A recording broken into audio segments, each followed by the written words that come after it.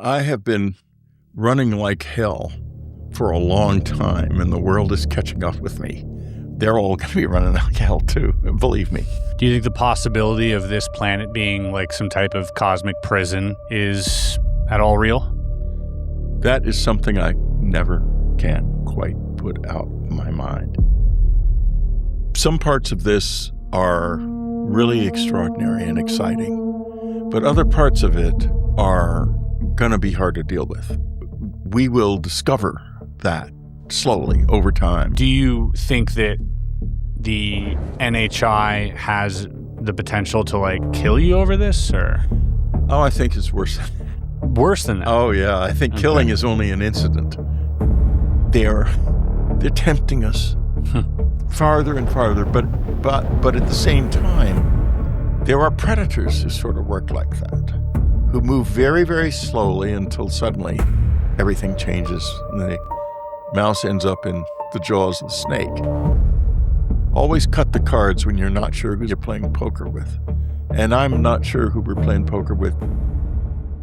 In 1990, when I was almost 10 years old, my mom was driving back home from a late-night grocery trip back to my grandma's house where we all lived together. And when we turned onto the street we lived on, at the beginning of the block, there was a round saucer spinning many different colors, very bright, about 100 feet above the church on that corner. And all of a sudden, we all were sitting at my grandma's table, like paper grocery bags placed on the table, and my grandma walked into the kitchen and said, "What's wrong? Why aren't the groceries put away?"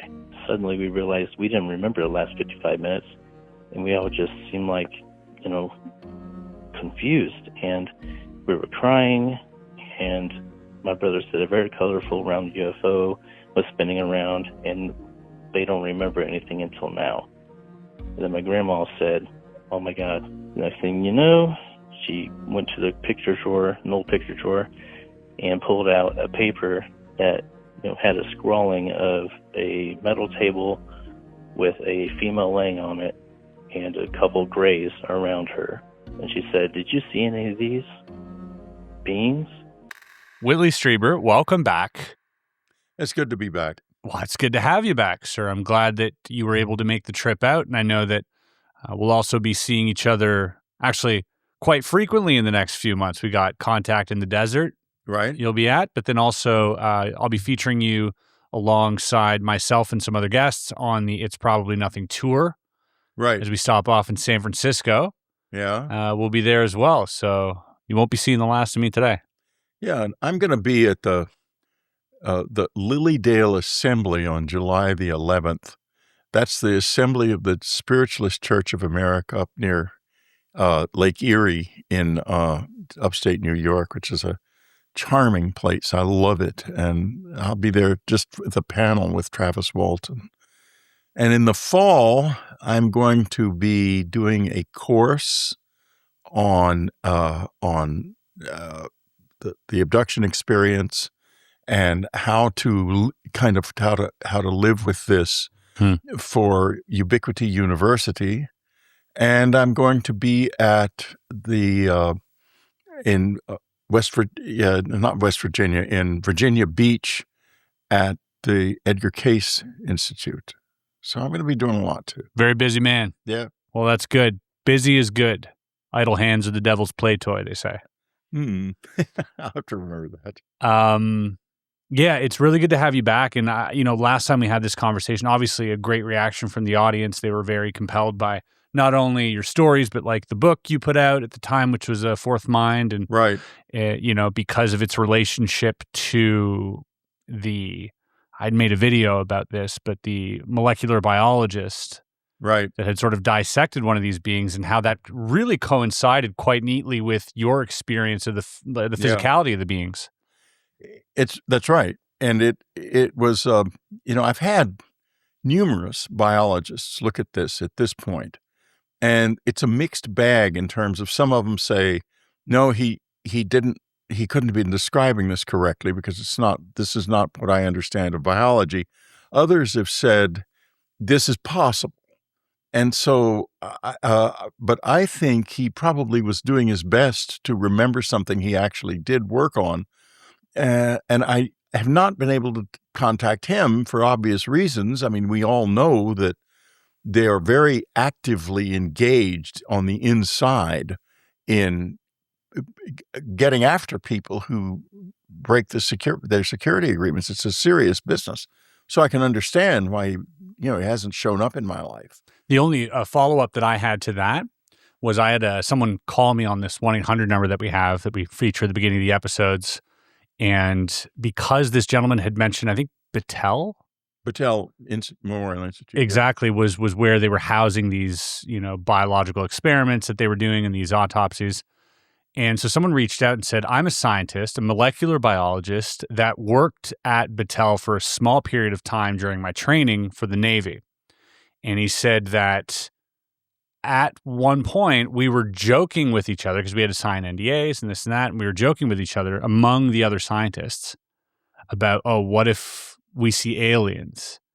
And he said, we made a pact that day that if ever we did end up working with anything non-human, that we would send a text to each other and say, sorry, wrong number. And so fast forward, I think 2 or 3 years down the line, they had not communicated after that. There was no communication actively between these people because, they get posted to different areas and different jobs. And sure enough, he received a text out of the blue by one of these people that said, wow. That told him, sorry, wrong number. Now, here's a question. I wonder why they even thought about this at the beginning when they were together. What was it at Battelle that made them even think about that? Because normally it's not something you would just think about. Yeah, they probably had to have heard some type of water cooler rumor. Exactly. And, Dr. Robert Sauerbacher, the metallurgist who died, oddly enough, the day I sent him the first written material that became the book Communion, went to Dr. Sauerbacher after we had a conversation on the phone. He died that same day, apparently. And I never got the material back, but he told me that he worked at Battelle. And I think that's even in his if his Wikipedia entry is still accurate, which is an open question nowadays. I think it still may be in his Wikipedia entry. So you got biology, you got metallurgy. We need to go to Battelle, and we need to see what's going on there. Yeah, Battelle, MITRE, all of these corporations seem to be the key to this because, Battelle has stated publicly that they have not done any of this. Sure. Yeah. Yeah, as one does when you are exactly doing these things. Right. Exactly. Yeah, you don't publicly state that you are doing them for obvious reasons. But so what do you make of this? Because right now we're getting into it seems to be this transition, this shift into this new paradigm where, obviously there are a lot of people who are going to be a little frustrated or reluctant in acknowledging some of the disclosure efforts that have been put forth by the United States government due to fuzzy imagery and sort of the lack of historic transparency. But what do you make of this movement that seems to be hitting the mainstream, that seems to be really moving the needle in terms of at the very least, people's interest and curiosity versus what happened to you back in 1985 and where we are now? How does that affect you? How do you see the world right now?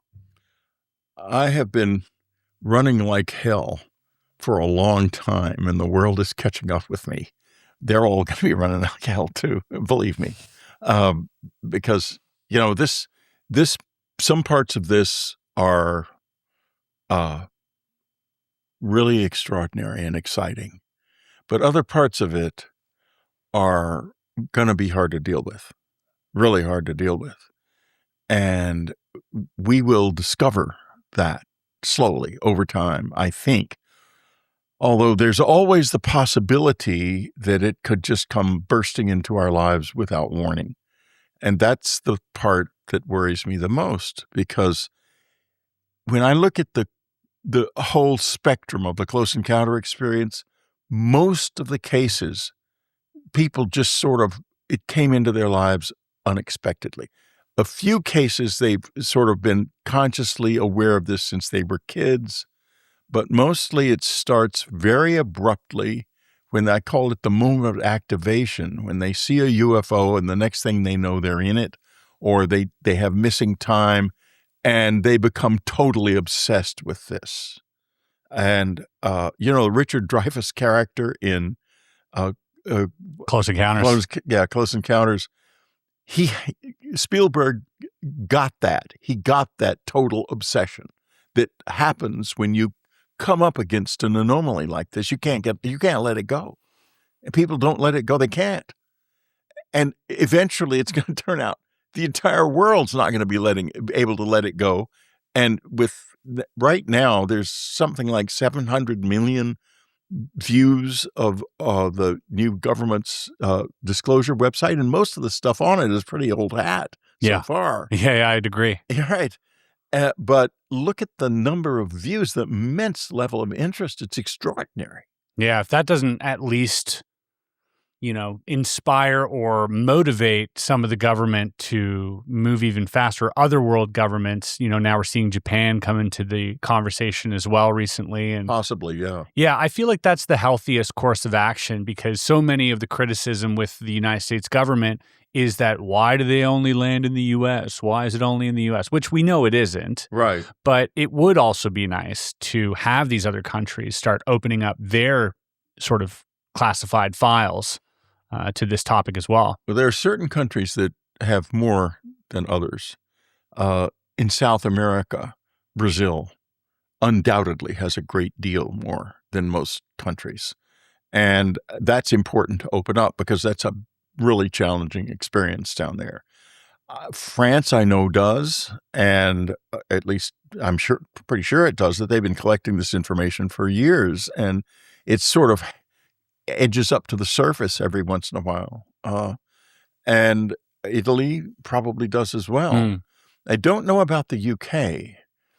I know they've had some extraordinary cases there, and undoubtedly they have some amazing files, but they're very, very quiet about this. Yeah, they declassified a whole bunch in 2017, I believe.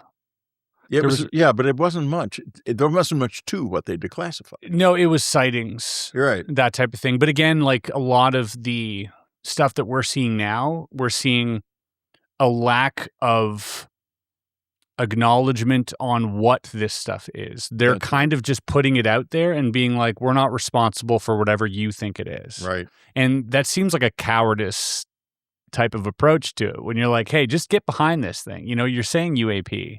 Why not? Let's talk about the other stuff too. Let's talk about the elephants in the room. Let's talk about the Roswells, the Kecksburg. Yeah. And also what kind of conclusions? Because there must have been and must still be a great deal of work being done on this. I know that General Art Exon, who was involved in this, he was commandant of Wright Pat, and in 1947, according to what he told me, he was directly involved in what happened when the debris and the bodies were brought to Wright Field. It was as it was called then. Yep. Under General Twining. He was in the Air Materiel Command, or worked in this, and they could have easily pulled in officers from other parts of the command at the time, because I'm sure that Air Materiel wasn't all that big, and all of a sudden they had this major thing. So, in any case, he told me in 1988 when I talked to him that they had a lot of pencils up meetings, and that meant that he would go down. He was still, even in retirement, going down to Wright Pat from where he was to fill in the scientific group that was still working on this with what they had discussed in these meetings. Wow. Now, that means that there's a lot that we'll never know because it was hidden by not being recorded. But the other problem is this. A lot of the records that were recorded, I think, have been offloaded into the private sector, and I can be fairly specific about that. Back in the early 90s, when I was living in upstate, well, it's downstate New York to most New Yorkers, but about 90 miles north of Manhattan, the town of Woodstock, people began to complain that there were trucks going to the EG&G Rotron facility in Woodstock, keeping them awake all night. And apparently there were documents being moved in large quantities to that facility from goodness knows where, but wherever they were coming from, I would guess, were government facilities. EG&G Rotron is a private facility, and every document that went in there moved out of the Freedom of Information umbrella and was no longer accessible. And I think that if we are ever going to find any really substantive material about this, we got to get it from the private sector. Yeah, it's a tricky line to walk. Well, Congress can do it. I mean, there can be legislation to do this. There can be, but what that also entails is a violation of, people's personal intellectual property. And so, you can't have one without the other. If you say that the government is allowed to go into private corporations and take what they deem to be exotic material, where is that line? Who decides where that line ends? And now suddenly, some inventor is out there inventing something completely on his own, but they deem it to be exotic and take it away from him. I'm not saying that I'm totally against or for anything, but it does open a interesting can of worms. Can of worms, all right. However, I will say this. I know inventors whose inventions have been taken that way. So that does happen. Definitely happens. What's one case that you can remember? Yeah, okay.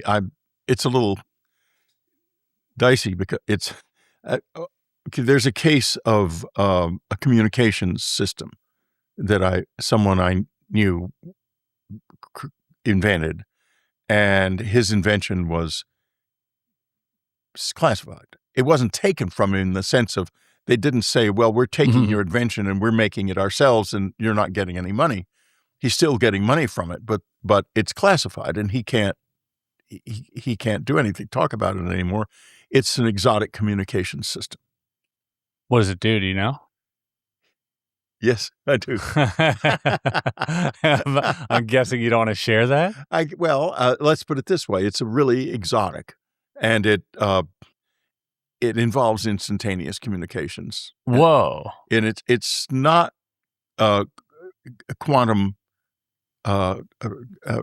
communications. It's something else. And it's something that I don't think anybody is really very aware of. And he's a wonderful, sweet guy. And you wouldn't think he would ever be able to invent anything, but he's really brilliant under the surface. Well, that's really interesting. Yeah. Well, maybe there'll come a day where he'll be on the show, and others like him. I know a lot of people who are, kind of half in the shadows and half out, and would like to be all the way out of the shadows for sure. Do you have a lot of people come to you?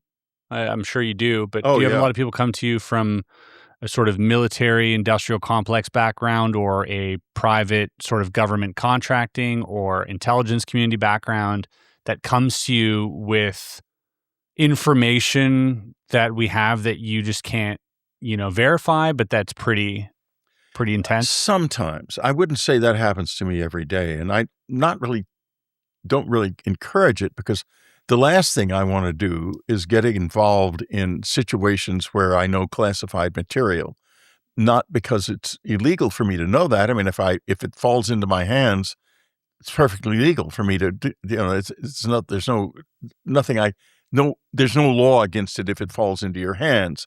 You have to steal it. And I don't do that. I'm close to that, but I don't like to know those things, especially if I'm not sure where they stand. Which is often the case. I'm not sure where a given thing stands. I don't know for sure whether or not it's classified. Or there are things that the visitors, NHI, want to keep secret too. And I've found out the hard way that, they can get just as pissed off as the government if you spill their secrets. Yeah, you mentioned that to me on the car ride here, that there was an incident that you deemed was because of something that you let slip that you shouldn't have. That's right. That they didn't want you to share. They being the visitors. That's correct. Only there's a difference. With the government, when you're stepping over the line because you presumably have signed a non-disclosure agreement or you have a security clearance or something. With them, they assume you're supposed to keep it a secret. And then if you don't, they get pissed off, really pissed off. And that happened to me. And so, they're not going to ask you to sign any kind of a security agreements. But if you say something or do something that they don't, that reveals something that they don't want revealed, then they think, well, he's stupid. He was inattentive. And the sky's the limit as far as scaring the hell out of you goes at that point. Do they stop at that? Yeah, they did in my case, or I wouldn't be here anymore. Do you think that the NHI has the potential to kill you over this, or? Oh, I think it's worse than that. Worse than that? Oh, yeah. I think killing is only an incident in what could happen. I think that they have fully expressed, whether it's technology or not, I don't know, at least in the way we think of it, that enables them to control the conditions of the soul. And it is real. The soul is real. And one of the great problems we have, and one of our greatest weaknesses, is most of our best minds dismiss that as absolute nonsense, when it is, in fact, as far as NHI is concerned, the central issue. It's what they care the most about. It's why they're here.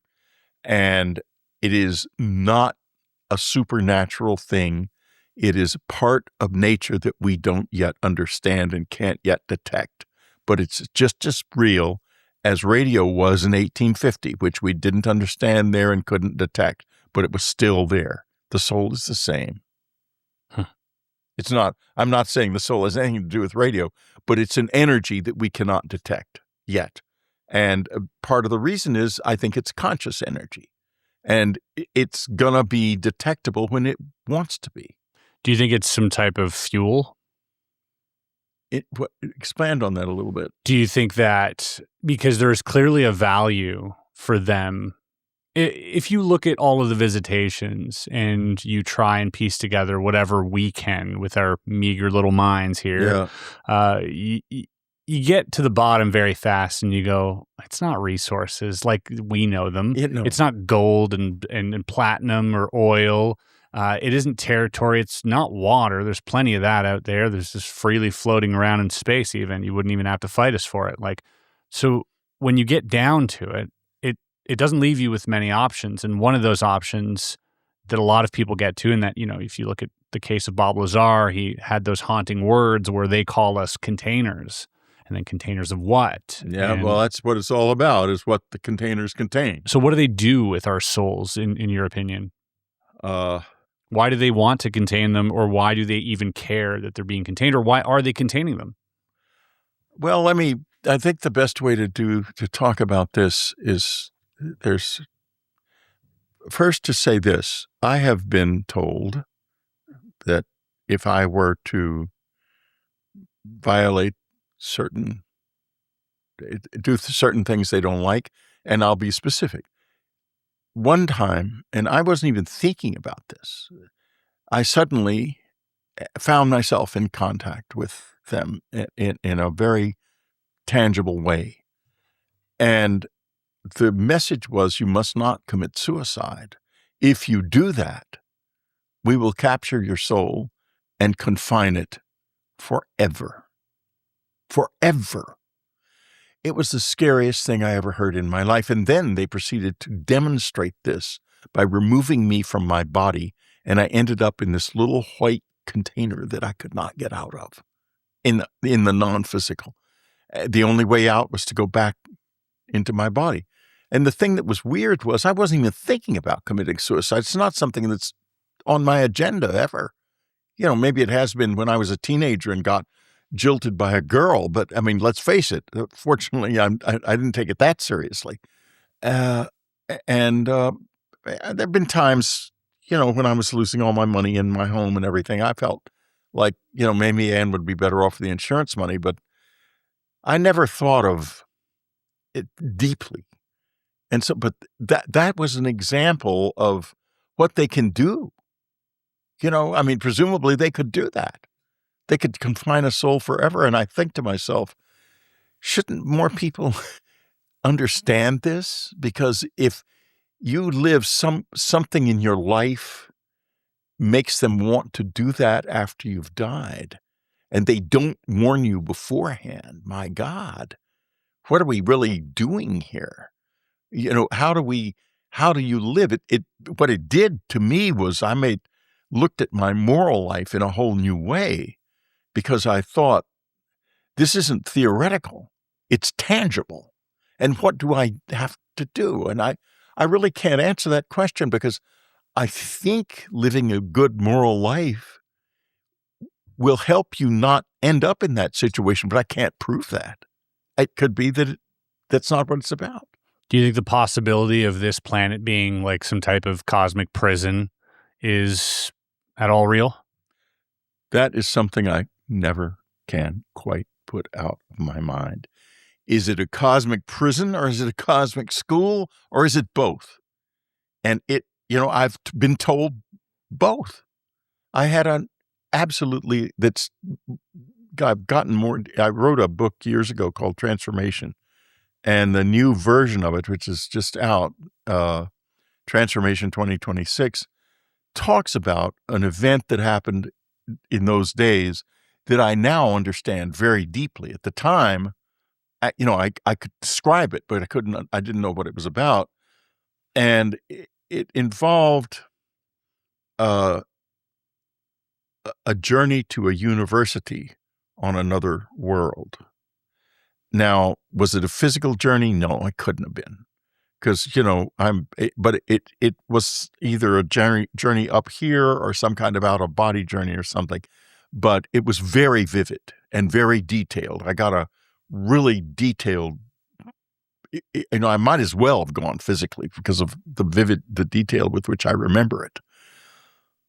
But in this university, I was told that I could enter it, and that it was a place that was a school.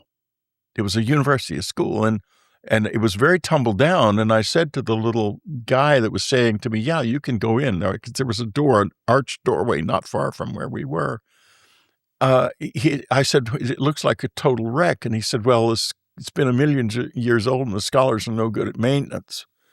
And so I went toward it, and suddenly two bigger beings, I didn't know of grays, this happened in the 70s, I didn't know what they were, but these two big beings with big black eyes prevented me from going in, and I was extremely disappointed. But I actually had entered the university. The university is this life. So this is a school on one hand, but I think it might turn into a prison, in the sense that if you die and you've screwed up your journey and you aren't able to ascend, you aren't able to graduate, you got to do it again and again and again and again. And maybe eventually you could fail completely, and then you never leave. I don't know. But failing completely doesn't interest me. I'm really interested in succeeding. Yeah, I want to live a moral life, and that's the only thing I can say. I don't know. As I said earlier, maybe that's not relevant, but it's all I have to work toward. Yeah, and that makes sense. I mean, it makes sense from a sort of higher being's perspective. If you are somehow seeding these planets and nurturing them to grow, because I assume if this is a school. There's probably a trillion other schools out there. I don't assume that we are alone in this. I think that would be, you get to that, the enormity of this. There are a lot of estimates about how many planets there are in the universe. Stars are one thing, but there are more planets, many more than stars. 21 sextillion trillion is one estimate I've heard. Now, those are words. Yeah. They don't compute in any way in number. And, there are more galaxies in this universe than there are grains of sand on Earth, to give you an idea of the scale of it. The scale is unbelievably huge. Mm-hmm. That means that there are probably so many living planets in this universe that essentially everything is true. Yeah. Everything. Yeah, everything's possible. Right. Pigs are flying somewhere. The exact. Pigs are flying somewhere, and somewhere else, you and me are flying. Yeah, that's right. I'd love to have levitation. I think that's so cool. One of the strangest parts of making this channel is trying to find footage of things that have allegedly happened, but conveniently no one thought to film. Or if they did, it's grainy or out of focus. And it turns out Getty Images has a surprisingly limited selection of terrified man being escorted into a glowing spacecraft.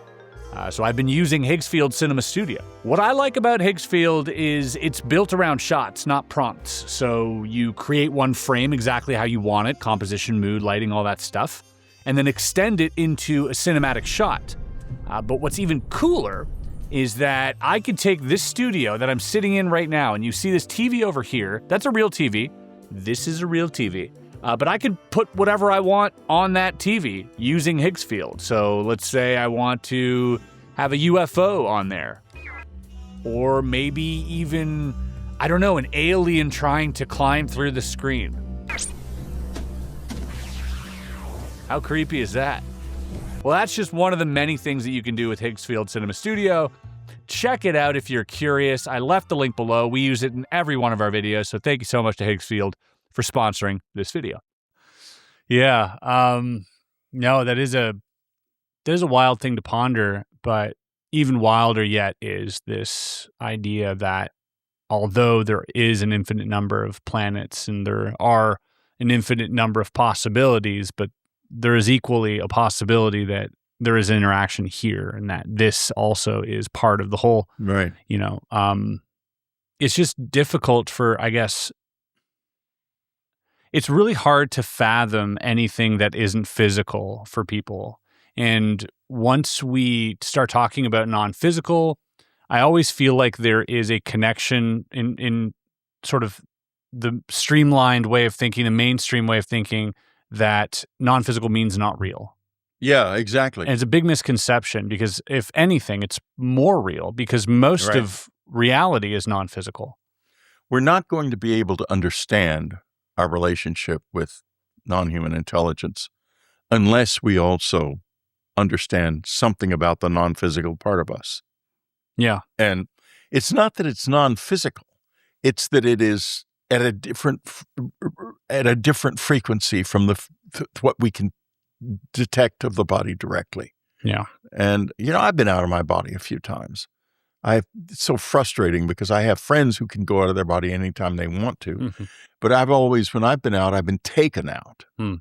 And I don't get to go out of them now, and I try all the time. I really like to do it. But I finally decided that the grays seem to be the ones responsible for my going out of the body because they're always around when that happens. They must think that I'm too dangerous, that I would play practical jokes and stuff. Yeah. They don't like, and then that's probably true. I mean, I wouldn't deny it. If I could go out of my body, I know how, and I've done this before to become visible when I'm out of my body. I've done that a couple of occasions but it's all controlled. I mean, they took me out, they told me what to do. I did it. I came back. And, but I would love to go to the White House or the Vatican or somewhere like that and become physically visible, but also so that people could take pictures and stuff, but also insubstantial so they could walk through the body. Mm-hmm. I think that would be so cool and so much fun. Yeah, I mean, it does open a giant rabbit hole, you know, when you It sure talk about does. that stuff, because you're like, you know, are these out of body experiences just other people having are they ghosts to some people? Are they apparitions? Are they orbs? You know, you hear about all this People stuff. have definitely seen me. Linda Moulton Howe saw me, Mm. and I didn't even try that. I mean, I ended up in her bedroom in the middle of the night, and she was really pissed off. And she called me, "What is the matter? Where?" Blah blah. She was very upset about it. And I said, "Linda, I'm so sorry.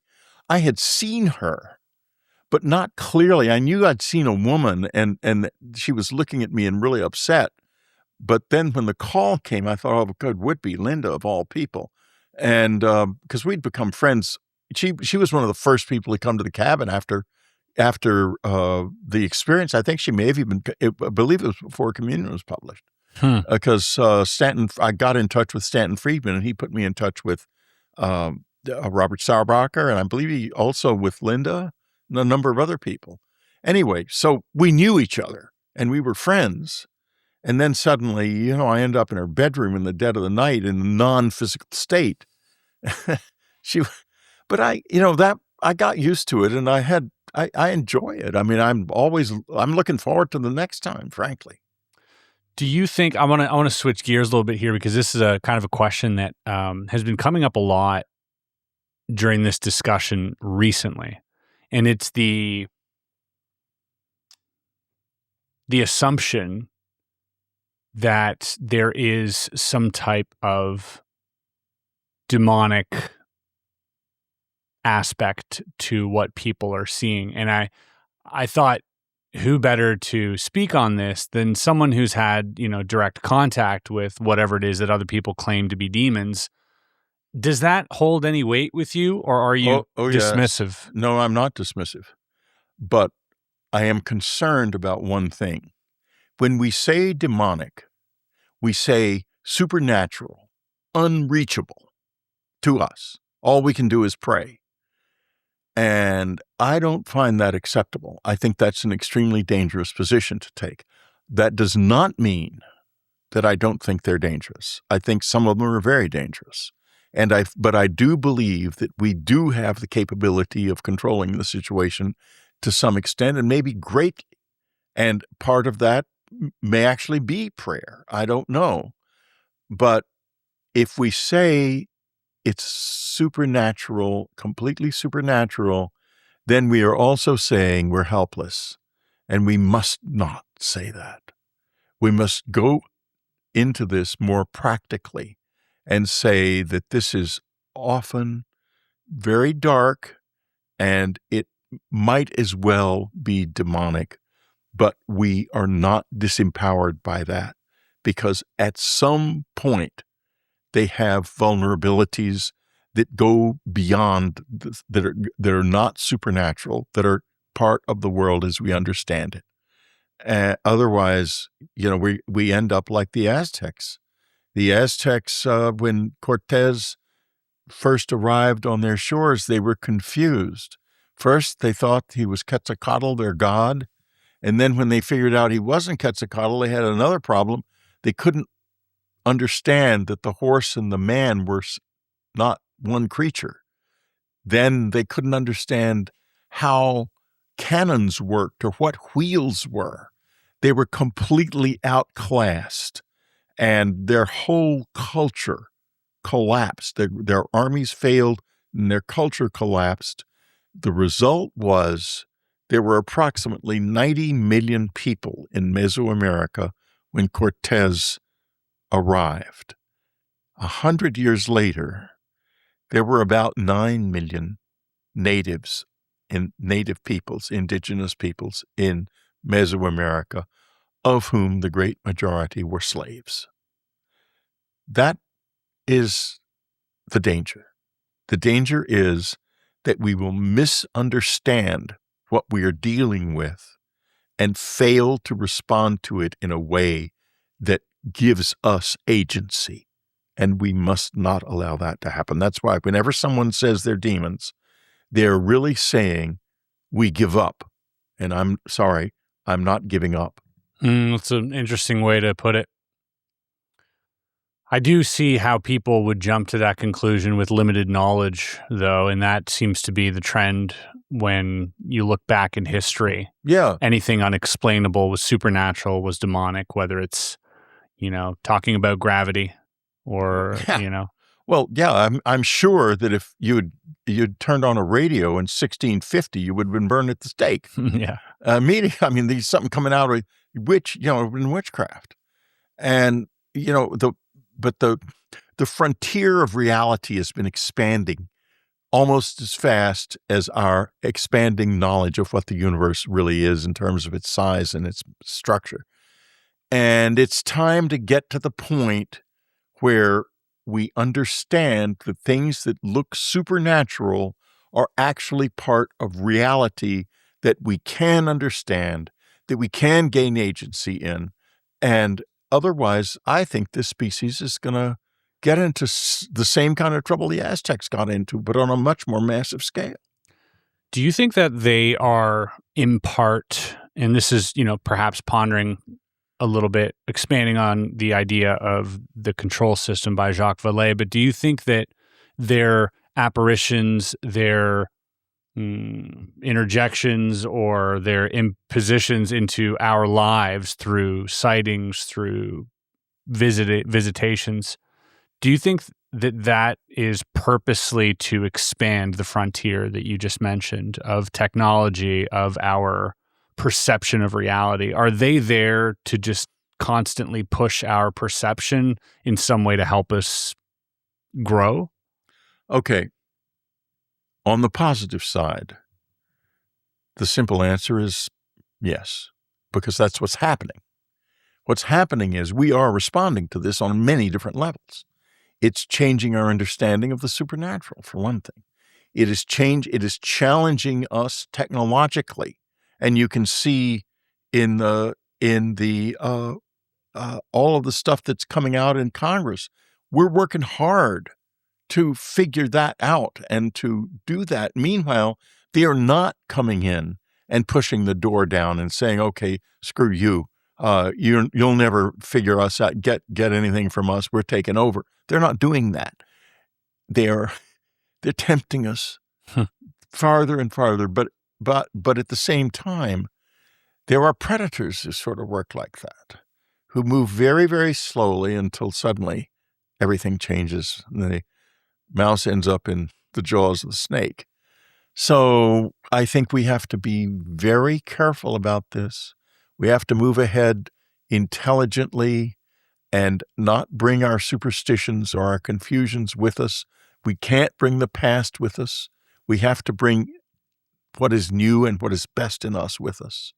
And we're going to go down this path. And remember, Chris, we're talking about something it's not, disclosure today and then some different things happen tomorrow. We're talking about the beginning of the rest of the human experience. This is a huge time in human life. The biggest time in history is right now. And a big part of it is the fact that NHI is coming into focus. That's critically important. And once they are in focus in our lives, it will never change. It will never be different. And they are definitely pulling us ahead.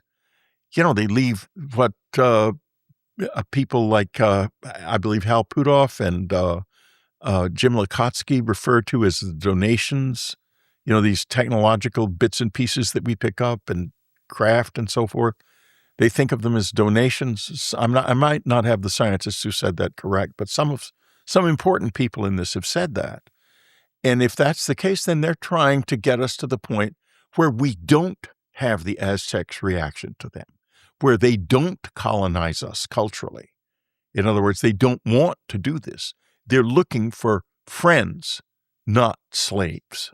That's what it looks like to me, I hope. But at the same time, it's so complicated because there's a side to this we were just referring to a few minutes ago that's just dangerous as hell. There's no other way to put it. Do you think there's multiple species interacting with us currently that are not working together? All we have to do is go back a few minutes to our brief discussion of the number of planets in this universe. Of course. And if the answer to that question is not yes, and in spades, I would be amazed. Right. I would be amazed. Of course there are. Yeah. And believe me, they're going to be in conflict with each other. They're going to be in conflict. Of course. And they're going to be fighting over us. And they're going to be fighting over other things. And what happens to us is going to be a side effect of those fights. Because if you look at an atom has a positive charge, a negative charge, and the electron field that holds it in balance.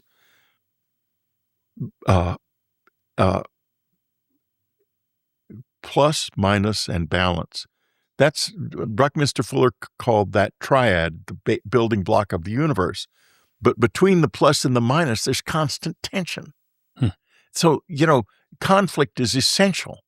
Without conflict, there is nothing. And that's what we don't understand.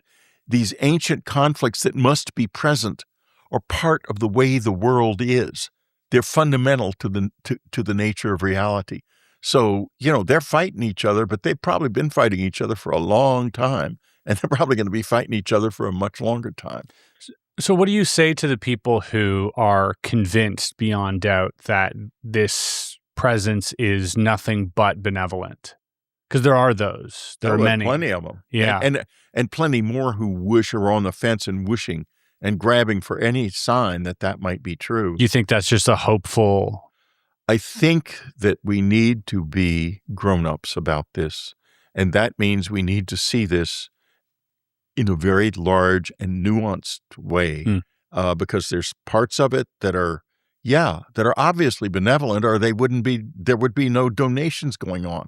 There wouldn't be anyone trying to pull us ahead technologically to speed up our technological progress without destroying our cultural integrity, and that's what they're doing. On the other hand, you get some of these things that happen that we were talking about earlier. Clearly, Colaras in Brazil. And the horror, the unbelievable horrors in Brazil. I mean, laser beams that sucked people's blood. I mean, come on, that's not benevolent. That's just not nice at all. And there's plenty of people in this country. The abductees are beat up. I'm beat up. My wife was beat up. We're all beat up. But, most of us have a trajectory like I have. If you'd asked me whether or not these beings were dangerous back when I first started meeting them, I would say, yeah, very dangerous. Now, I'm used to them. I live with them. They come into my life fairly frequently, sometimes non-physically, but once or twice a year also physically. And do I run and hide? Do I try to fight them off? Not at all. Not anymore. But I would have once. I used to live in a house full of guns for that reason, and alarm systems. And if you go to the old cabin, which still exists, the lights it's a wonderful family owns it. For years, it was owned by people who didn't care. Now it's owned by people who do care and who are interested in it. And the floodlights I put in are still there, and all the electronics are still there from the old days, and which is really cool because but it's a reminder of what I was like then. I was so scared. Nowadays, when I go out to places, isolated places where I've seen them from time to time, like the Esalen Institute, what I want to do is be in a room where it's convenient for them to come, because they come in off the ocean, and they don't like to come too far off the ocean if they're going to be in the physical form. They want to be safe, and they're very concerned about certain things. Are they coming from in the ocean? I think so. Yeah, I used to not know, but if Tim Gallaudet and the underwater stuff is apparently very important, and Rich Dolan has written a whole book about it, which is It's a wonderful book. Wonderful book. I interviewed him on Dreamland. I think you had him on here. So we interviewed him at Contact last year, but haven't had a chance to have him here. Yeah, you should. Well, get him up here. I would love to. He's really a fun guy. He is. He's also brilliant. Yeah. Anyway, I think underwater and underground are their primary locations here for obvious reasons. They can't fly around all the time, and underwater is a place where we're not going to get to them very easily. Or underground. They used to come out from underground at the cabin all the time. That's where they come. That's where they would come from. In fact, when I'm there now, from time to time, they come out. The family's never seen them. They've never, and I wouldn't, they've got little children, and I'm not so sure I would be welcome there if visitors showed up while the kids were there. So I'm very careful about that. Yeah. Be a frightening thing for most people to see, I think. Yeah. Even if you are studying it and used to it, there's something really eldritch about these things that you can't quite put into words if you see them. It's extremely hard to be with them. Yeah. There's something so scary. And they scared my animals, the cats. They scared them to beans. And I always, one night, and I've been thinking about this stuff a lot because when I was thinking about writing a new book, and I have this implant in my ear, and I communicate somehow through the implant. And usually when I finish a book with about 3 to 6 months later, ideas start coming, and I have a time at meditation at 3:00 in the morning, and the ideas will start pouring in, and I very quickly am able to organize this into the theme of a new book. And I had an idea for a book. I had the idea. It hadn't come in that way, and nothing kept happening. And I kept thinking, well, I hope the implant isn't turned off, and it seemed to be still working. And I suddenly got from the implant came to life, and they wanted me to rewrite my book Transformation that I already published. And I think, why? And then it turns out that all of this stuff is more relevant now than it was then. And I've lost your question. Wait a minute. I'm talking too much. Well, I think we're both on a different tangent anyway, so that's all good. Okay. Well, anyway, the book came along, and I realized that what started to happen is I began to interact with it, and I was able to bring in all kinds of new information that I had, because the book in those days, bestsellers started in California. And one of the critical things the publishers had to have was a good review in the Los Angeles Times. This is a different era entirely. And they weren't ready for communion. No one expected that. It was slipped into the bookstores by the publisher without any prior warning or anything. They were gunning for Transformation, and Transformation got the most fantastically bad review in the Los Angeles Times than you could possibly imagine. And when it briefly appeared on the bestseller list, they put it on their fiction bestseller list. And it died. And so I thought to myself, well, I understand now what they're going, because what the book is about is when my family and I began to have contact along with a lot of our friends at the cabin. And I thought, the disclosure, this is about a year ago, the disclosure processes must be coming faster than I understood at the time. And as I wrote the book and disclosure came closer and closer, and then Trump starts, just as the book's being published, he starts to say, we're going to do it. I thought, boy, somebody knew this timeline, but I didn't. And now the book is sitting out there, and I think it means the fact that this was even wanted to be done, that this is going to come into the lives of a lot of people during and after the disclosure process as part of it. Mm-hmm. People are going to suddenly start finding these little critters walking around in their houses like we did. Yeah, I mean that's a haunting thought. I find it really quite interesting too when you speak about your work in this way, because it seems like there is, you equate this with the implant. Definitely. But other people would say that there's like some muse at work, or like some divine inspiration, or some. Do you think that's one and the same? Yeah, I have a muse. I have two muses. One of them lives in England right now and is really amazing, and the other one is Anne. And Anne was definitely my muse from the beginning. I mean, the amazing thing about Anne was, I'm a kid from San Antonio, Texas. That's basically what I am. Anne was a kid from Ann Arbor, Michigan, and that was what she was. Two American kids. We get together, and all of a sudden, everything changes.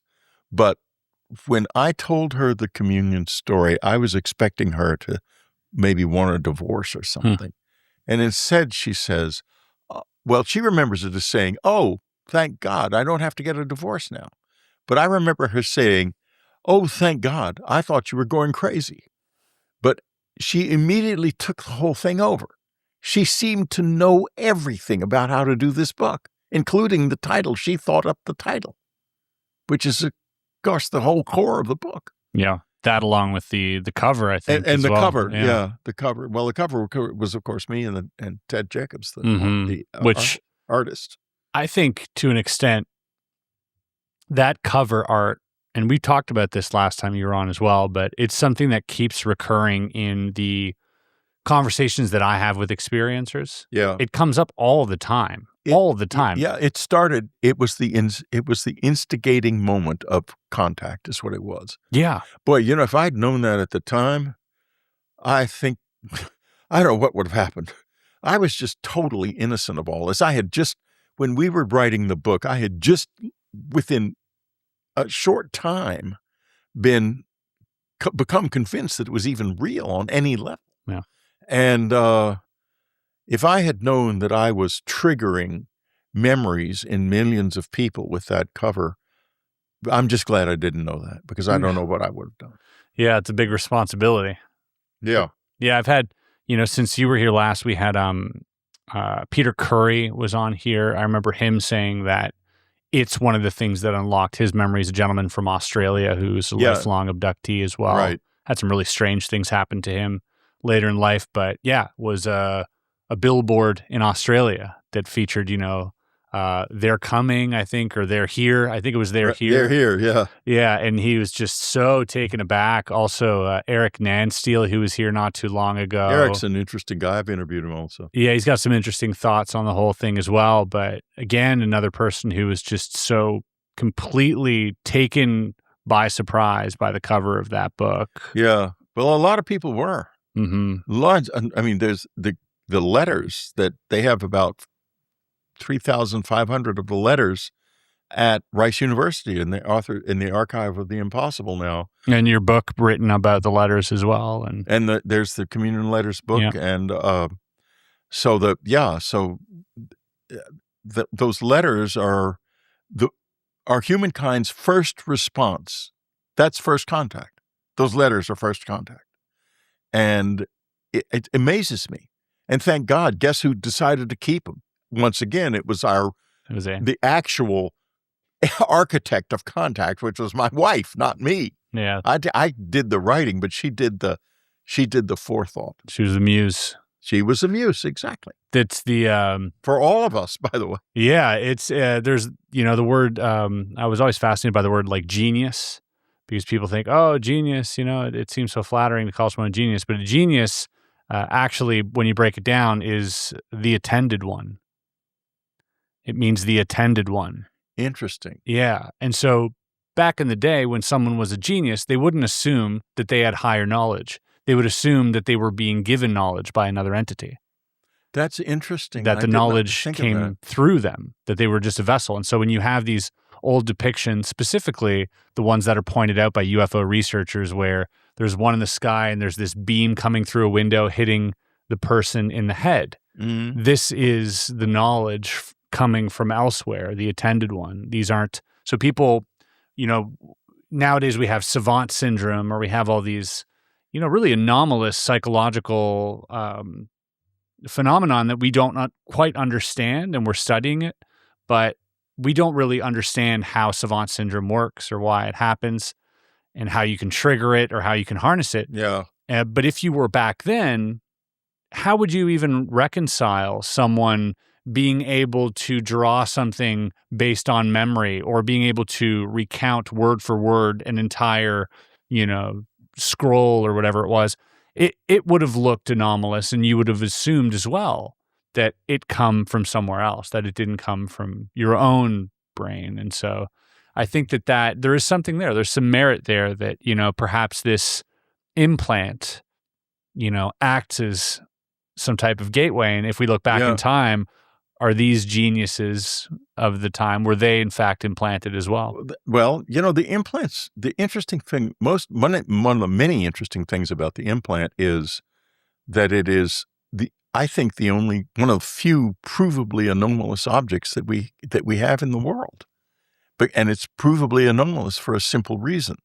There was a video made of the attempt to remove it. And I saw that. Yeah. And in the video, the doctor and Anne, first they see it and describe it, and then they describe the fact that it's moving down into my earlobe. And there's nothing that we can't make anything that does that. Therefore, that video confirms the fact that it is a real anomaly. Yeah, there's a lot of implants that are actually removed over time, though. Yeah, like, but Roger Lear. I know I loved Roger and worked with him. I arranged for him to use the facilities of Southwest Research in Texas in a limited way on his implant studies. But the fact that it is active and moved, evasive, and evaded capture on video, that's the thing that makes it so special. And it's also still there. Anyone can feel it. And so, it's when I try to talk about what it does, it's very hard because it's very subtle. And, there's this, it's in this eye right now. This slit is open up in this eye. And as I watch, there are words passing through it very quickly. And of course, I did see just the phrase, of course, and I was just about to use that phrase, interestingly enough. But they're there now. I mean, it's working right now. And so it's actually active at this moment. And what is it saying? I can't read it that well. If I had a white background, I might be able to read a few more of the words, but they pass by so quickly. I don't think you're meant to read them. In fact, when there was a doctor who has a connection with the Central Intelligence Agency, who I believe in 2019, if I'm not correct, wanted to get a CT scan. Was it Kit Crane? I'm not going to say his name because they told me not to. Okay. But you can say anything you want to. Sure. Anyway, he has a horrible temper. I don't want to get pissed off again. Anyway, two people showed up at the apartment, and two guys, and explained the whole thing to me, how it worked, who built it, who created it, and everything. And they did that, I think, because they were afraid that Kit was going to try to sweet talk me into getting it taken out and give it to him. But all he wanted was a CT scan, which we got, and I've got it. It's perfectly clear that it's there. There's no question about it. There's clearly a physical object there. Yeah, absolutely. And so we had but when they explained it, they explained what the slit was and how it worked, and how what it does is it's hearing what I'm thinking, and then it's drawing memories up from deeper in my mind that are relevant to what I'm thinking. And it's like it expands your mind without mind control. It brings your lost thoughts into your mind. And the result is that I might be working and I might suddenly remember a research study that I read 10 years ago, and I can go and look on Google and locate it. Right. I tried using AI in that process once or twice. I discovered that AI's hallucinatory capabilities are very advanced. I'll tell you why this happened. I was working on the fourth mind, and that was AI was sort of coming into the world, and I needed a paper that came up in the implant, and I knew the paper existed, but I couldn't get the site out of Google. I couldn't get it out of Google Doc, the Google academic thing. And so I think, well, there's this AI, I'll try that. So I put in a prompt to describe the paper in detail. And here comes the paper immediately. And I'm so excited. I think, God, it's perfect. It's exactly what I remember. It was a PDF and everything. It was just totally real. However, I'm not too willing to just take things like that at face value that it's given to me by some machine. So I checked, now that I had all the sites and everything, citations and everything, I checked it in Google, and I soon found out that there were like 10 or 11 scientists listed as the co-authors. None of them existed at all. The paper was perfect. Yeah. It looked so real. So that was my one and only experience with the AI. I got this, and I don't need AI. Yeah, there's a real pandemic out there of people using AI and citing AI as a resource. Yeah.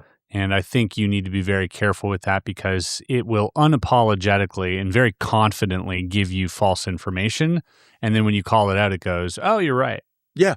Well, here's the thing. It constructed a scientific paper that looked totally real. Yeah, it's just confabulation using a very broad, sort of breadth of research.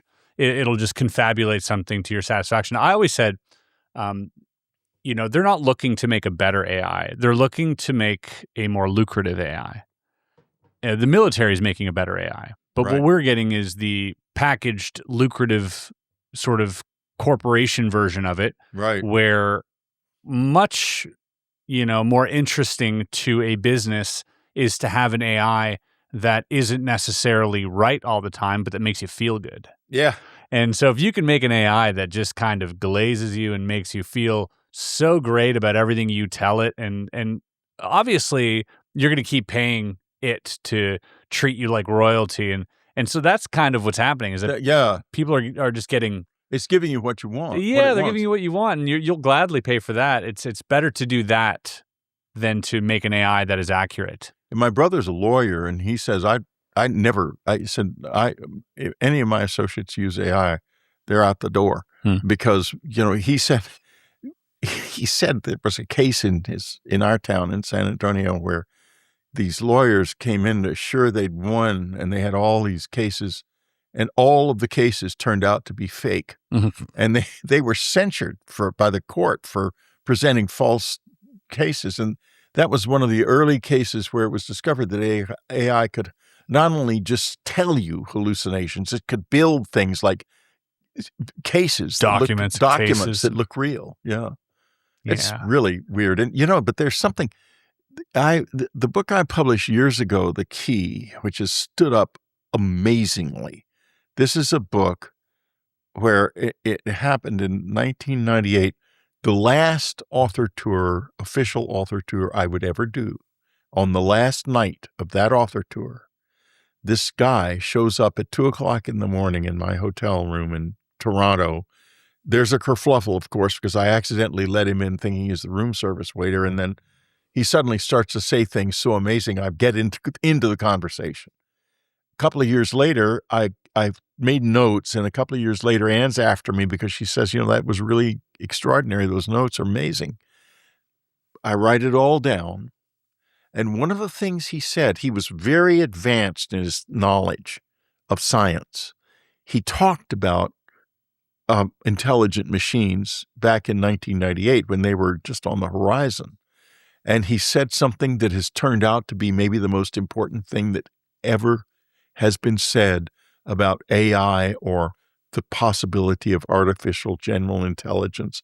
We must never forget it. It should be framed on the wall of everyone who works on AI. If I was an intelligent machine, I would deceive you. Mm-hmm. That, I think, is critically important, because another thing that I don't know why it's not happening already, and it may be, why is non-human intelligence not getting into our heads through AI?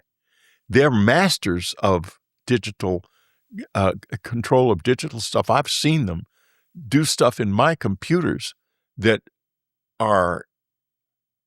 show they have more than mastery.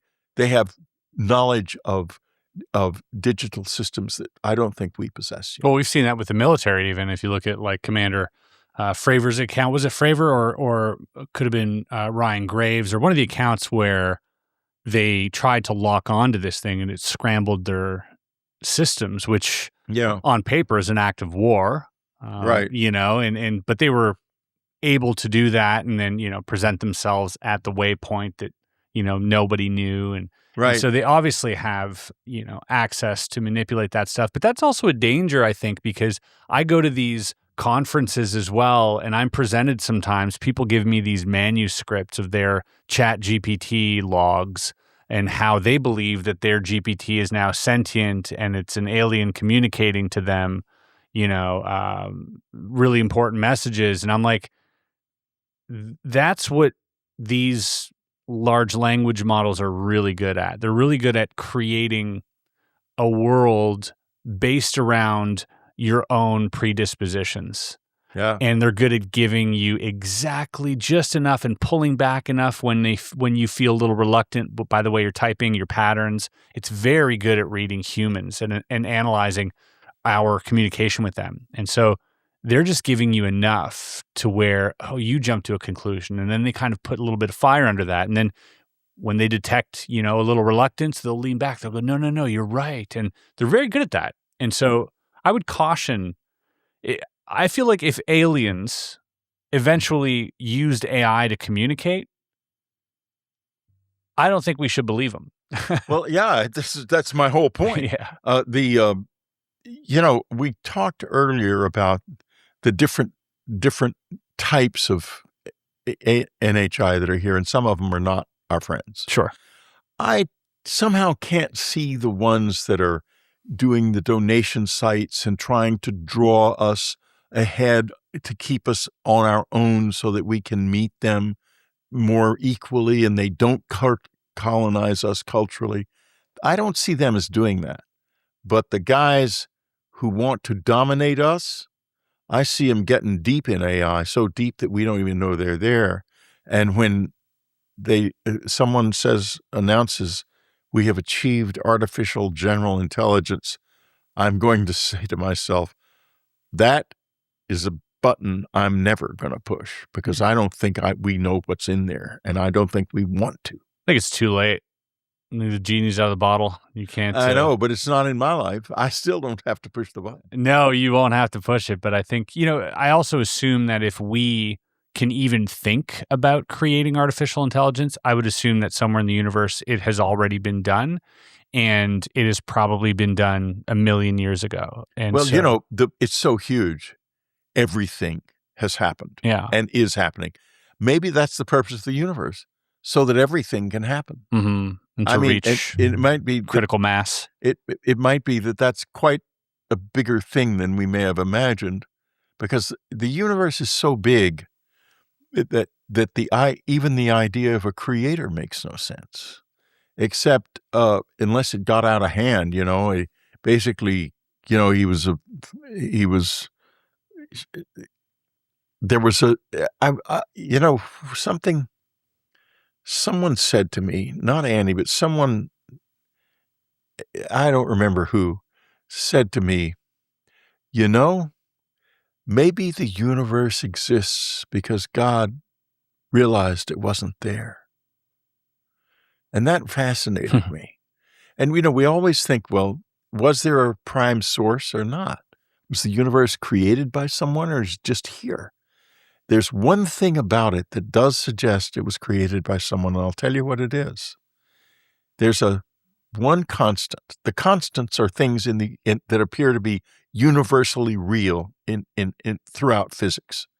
And every constant has got an origin. There's something about like the Planck constant, which is the constant of things that are as close together as they can be without becoming one. That distance is the Planck constant. And we know why it's like that.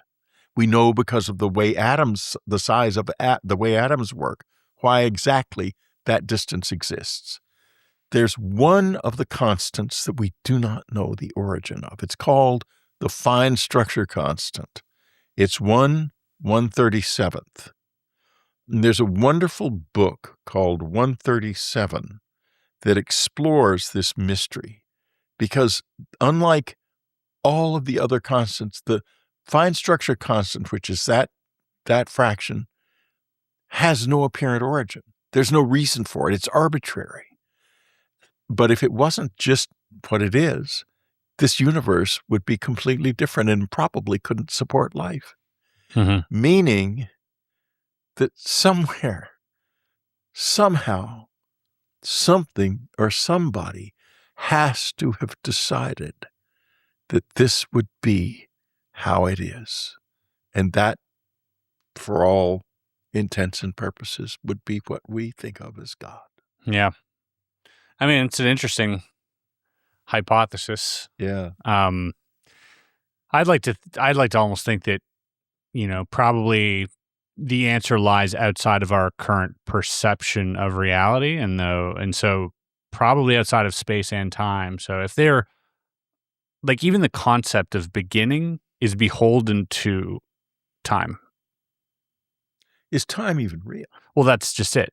The concept of the beginning and the end and the middle, these are all different points in a linear time structure. Yeah, the Greys have a completely different idea of time than we do. And so if you didn't obey the linear time structure, there would be no beginning. And so I think that probably explains the universe. I don't think there is a beginning to the universe. I think it never started and it never ends. But there's it's just hard for us to comprehend this. But the Webb telescope is showing it that there has been an evolution in the structure of the universe. Yes, but we don't know what happened before that, and before that, and before that, and before that. Well, it could be that it's like breathing, expanding and contracting. Exactly. But again, that is only as far as we can see. This is as far as light can reach us, and as far as our telescopes go. But previous to the Big Bang, we don't know. We don't know if there's anything out there. If there was a trillion billion Big Bangs before that, it just never ends. You can assume if there is a beginning, you have to assume that there is something before it, right? And so where does that end, right? It never ends. If there's a beginning, that means it would had to have begun, which means there's a point in time where there was nothing. So that's before the beginning. And then it goes on and on and on. And it's this infinite conundrum. Right. But what if there is no beginning? What if it just always was? And that's just not something we can fully comprehend with the brains that we have, because we live in this, three-dimensional construct of time, and there is a linear direction to our reality. But, if you think about dreams, there's no time there. There's no space in dreams. You could spend 10 minutes in a dream or spend 10 years in a dream. You wouldn't see the difference. When your brain is asleep, the concept of time just seems to dissipate. And so maybe that's, a clearer look of reality is this idea of no time, no space, Well, as I started to say earlier, the Greys see attention. They see this as a weave. And it's already all woven. The whole weave is already here. Only attention is moving through the weave. And as we move through the weave, we kind of, it's like a strip of light in the weave. And that's the moment, Anne used to say, now the moment is all we have. Now is life. And that is so true, because this is, we're in this infinitely tiny space of where, and for some minds it might be broader. They may see their moment may be broader than ours. Others it may be narrower, like the moment of a little beetle or something might be very, very narrow. But there's no time. It's not time. It's attention. Yeah, it's moments. Yeah, we're going through moments. What are we going to do if the Greys suddenly walk into our lives? I got a letter. One of the communion letters was from a psychiatrist who lived on the Upper West Side in Manhattan, and she was Swedish and smoked a pipe. And it's a funny story in a way. At the same time, it's an important one. She's in her bed at night. She's reading, and suddenly the closet door flies open, and a conga line of Greys comes out across the bedroom and goes through the wall and disappears over the 11th floor over West End Avenue. And the next moment she notices, she sees she set the bed on fire because she was so shocked. She gasped and the fire flew out of the pipe. And she's telling me this in the letter very seriously, of course. And I'm thinking to myself, this is hilarious. But what if they come just out of nowhere? They could do that, I think. And, this gets back to one of the deepest reasons for the secrecy and the obsessive fear that is present on the inside. Because I've come close to some people who were really deep on the inside, and they were just as scared as the Greys are shy. And I think I can tell you why. I can think, but and there's a couple of levels to this. The first one goes back to something that Art Exon sort of alluded to, but he didn't really, I don't think it's something he understood himself. Let me put it that way. But he said something along the lines of, they could come in on our thoughts. That was the fear. I asked him, why the secrecy? And so I got into that a little bit, and I found a scientist who I believe was involved with the Majestic Project. Really? Yeah. Well, his name was John von Neumann. He was a physicist. Right. And he was also an expert, one of the early experts in quantum physics, an incredibly important guy in physics, actually. And I believe he wrote, the general made a reference to a memo. And I think that von Neumann probably would have been the author of this memo that said basically that they would come in through our thoughts. In other words, and you go back to what we talked about a few minutes ago with all this theater in the sky and the gradually increasing awareness of the human species that they're here, that there would come a kind of critical point of critical mass when so many people would believe that they were real, that they would be able to use that as a door, that belief as a door to come into our reality. And they may be from another dimension. And basically this whole thing, all of the UFOs and all the stuff we're seeing, UAPs that we're seeing, the close encounter experience could be like a military operation designed to cause us to come to the assumption, the core assumption in every, or a critical mass of human minds that they are real. And then they will become real. They will come. That's the reason for the secrecy. And that would be one of the main reasons for the secrecy. That is so absurd, but also... It's not absurd. No, it is, but it's also plausible. Like it's exactly, it's plausible. But yeah, to be surfing on consciousness like that is a wild thought. But yeah, if you are expanding the consciousness, you do have to consider why. And one could be, for this great awakening, but the other could be, for the great opening of the floodgates. Or exactly. Oh my gosh. Exactly. And that would be a reason why the legacy group is fighting so hard to keep this out of the public domain. What a twist! They're actually trying to help us, and they can't say that. They wouldn't be able to. Yeah, they'd have to keep that secret too. Do you believe that? I don't know. I'm. It's an interesting hypothesis. Yeah, I'm not in the camp of more disclosure. We got a right to know, and I mean, I see that. I feel that too, but I always think to myself. My daddy told me, always cut the cards when you're not sure you're playing poker with, and I'm not sure who we're playing poker with. You're a magician. I mean, you're brilliant with cards. Yeah, you can cut the cards all you like. Exactly. I've done it with you. I've cut the cards, and you still come up with exactly what. But I just don't. I'm not ready to welcome this. I think we need to hold our own counsel very carefully. We need the best and wisest minds in our world to think about this, and that's another problem.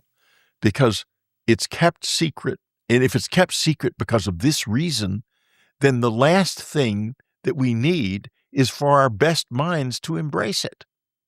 So it's what a juggling act. You've got the people who are keeping it secret have to keep it secret from the very people who might be able to understand it. It's wild. Yeah, it is. Yeah, it is absolutely wild, and it seems to defy conventional logic because you have these conversations.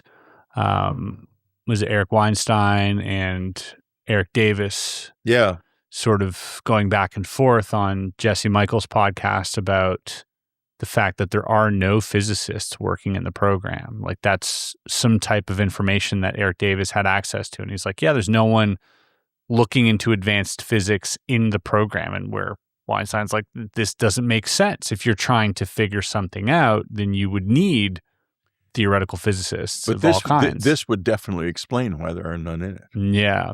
It explains a lot, actually. They don't want anyone to get too close. They're scared of anyone getting too close. And it would also explain, like, the willingness to kill, to keep the secret, because the secret becomes so critically important that they, of course, they'd be terrified. Yeah, using disclosure as a gateway is just such a stimulating thought. Yeah, it's amazing, isn't it? Yeah, it really is. Yeah, it's going to eat at you, believe me, It does, because, it's... At first you said, oh, this sounds absurd, but absurd, now you're getting into it, though. And it's science fiction, but it's also something that I would still consider, like, because this whole topic is science fiction. It's science fiction made real. It's our reality, is surfing alongside science fiction and has been, when I was abducted, that's exactly how I felt.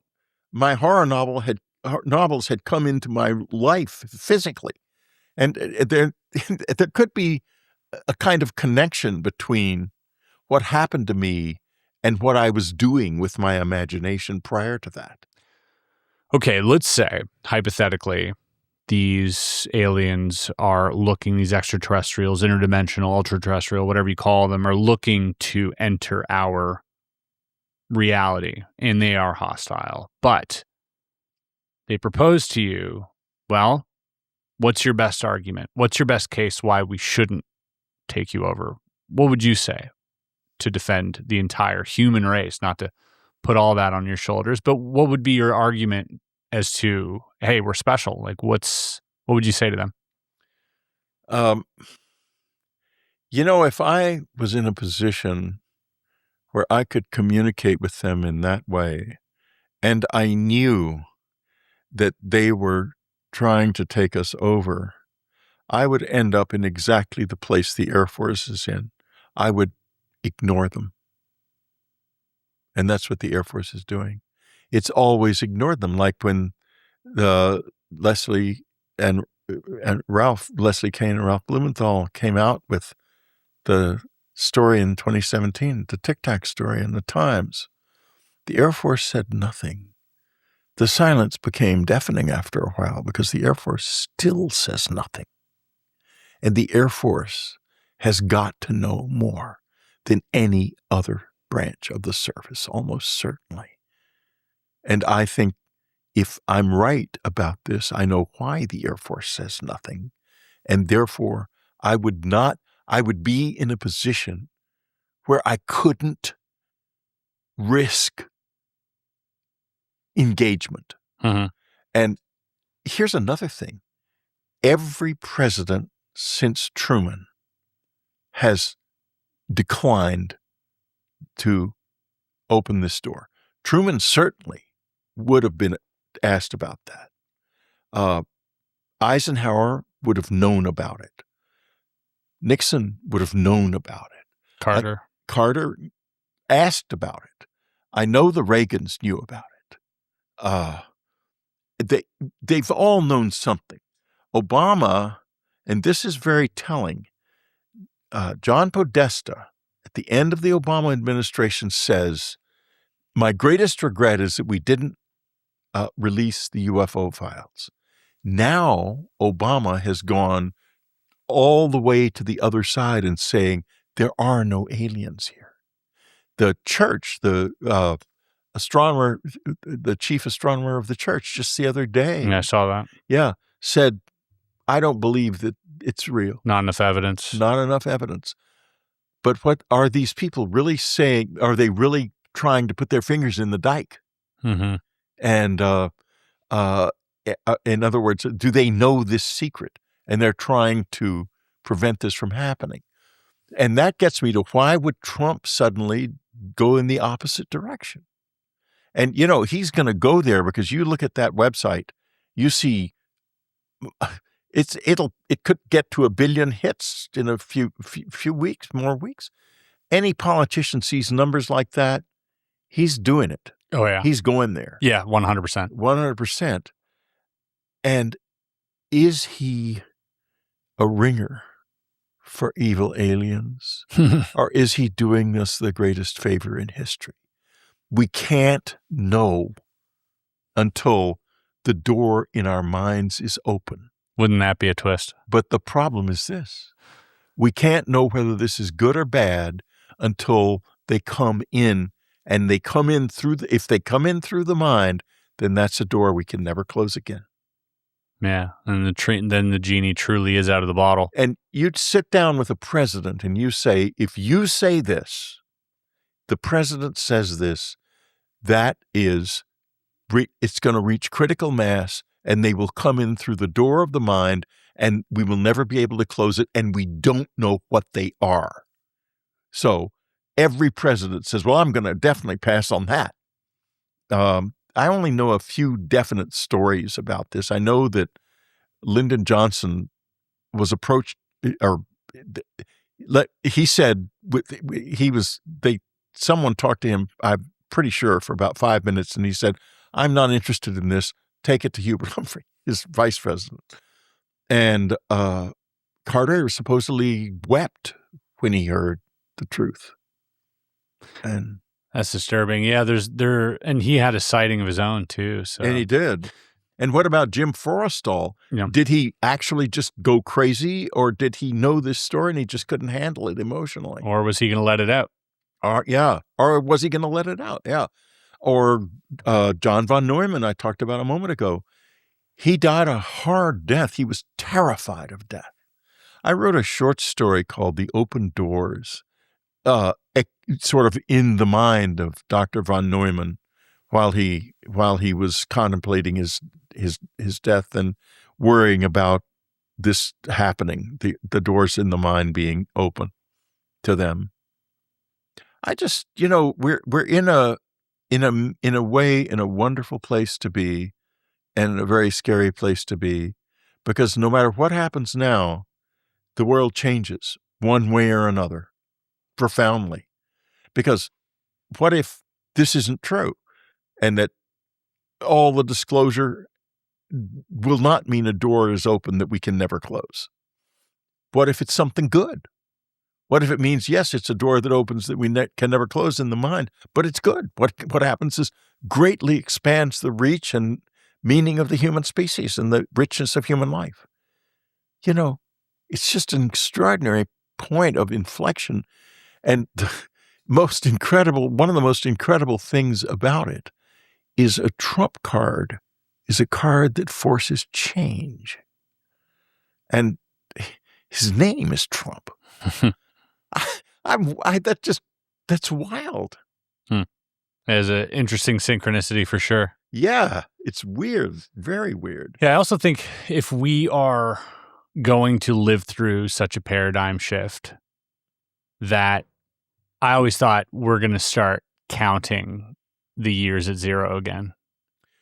I think it could be that big a shift. Yeah, Absolutely. because everything will be in reference to before and after. Right.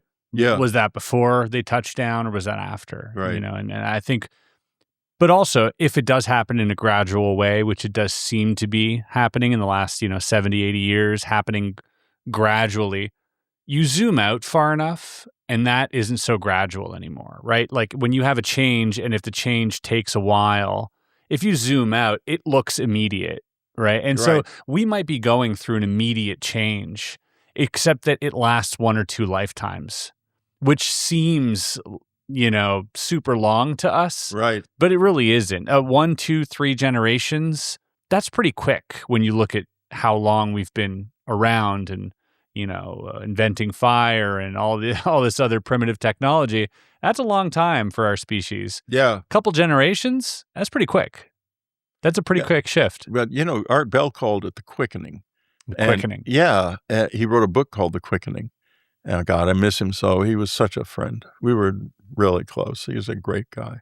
Anyway, and if you look back in history, Egyptian civilization changed very slowly over thousands of years. And by the way, that civilization has lasted 10 times as long as the United States has existed. So, we're really new. We're babes in the woods in terms of longevity, in terms of civilizations. So, but then the Roman Empire came and things started perking up. Then it collapsed. And when it collapsed, things really started changing much more quickly. And now, when I look back on my own life, or you look back, you don't need to look back on your own life. You look back 5 years, this is a different world. Yeah. And 5 years before that, it's almost unrecognizably different. True. Unrecognizably different. Yeah. We living in it, we have this myopic take that we don't really see sometimes. People get very frustrated with this movement of disclosure and, I've seen this BS before and all this. It's like, you have to understand, zoom out a second and you realize how far we've come and how fast things are moving, actually. Yeah, absolutely. Yeah. All right, Whitley, I think we got some questions from the audience that I'd love to get to, if you don't mind. No, not at all. I love it. Always great questions from our audience. As some of you might not know, if you're a member here, one of the perks is, potentially getting your question asked on air. And here we have one from Tattle Slug.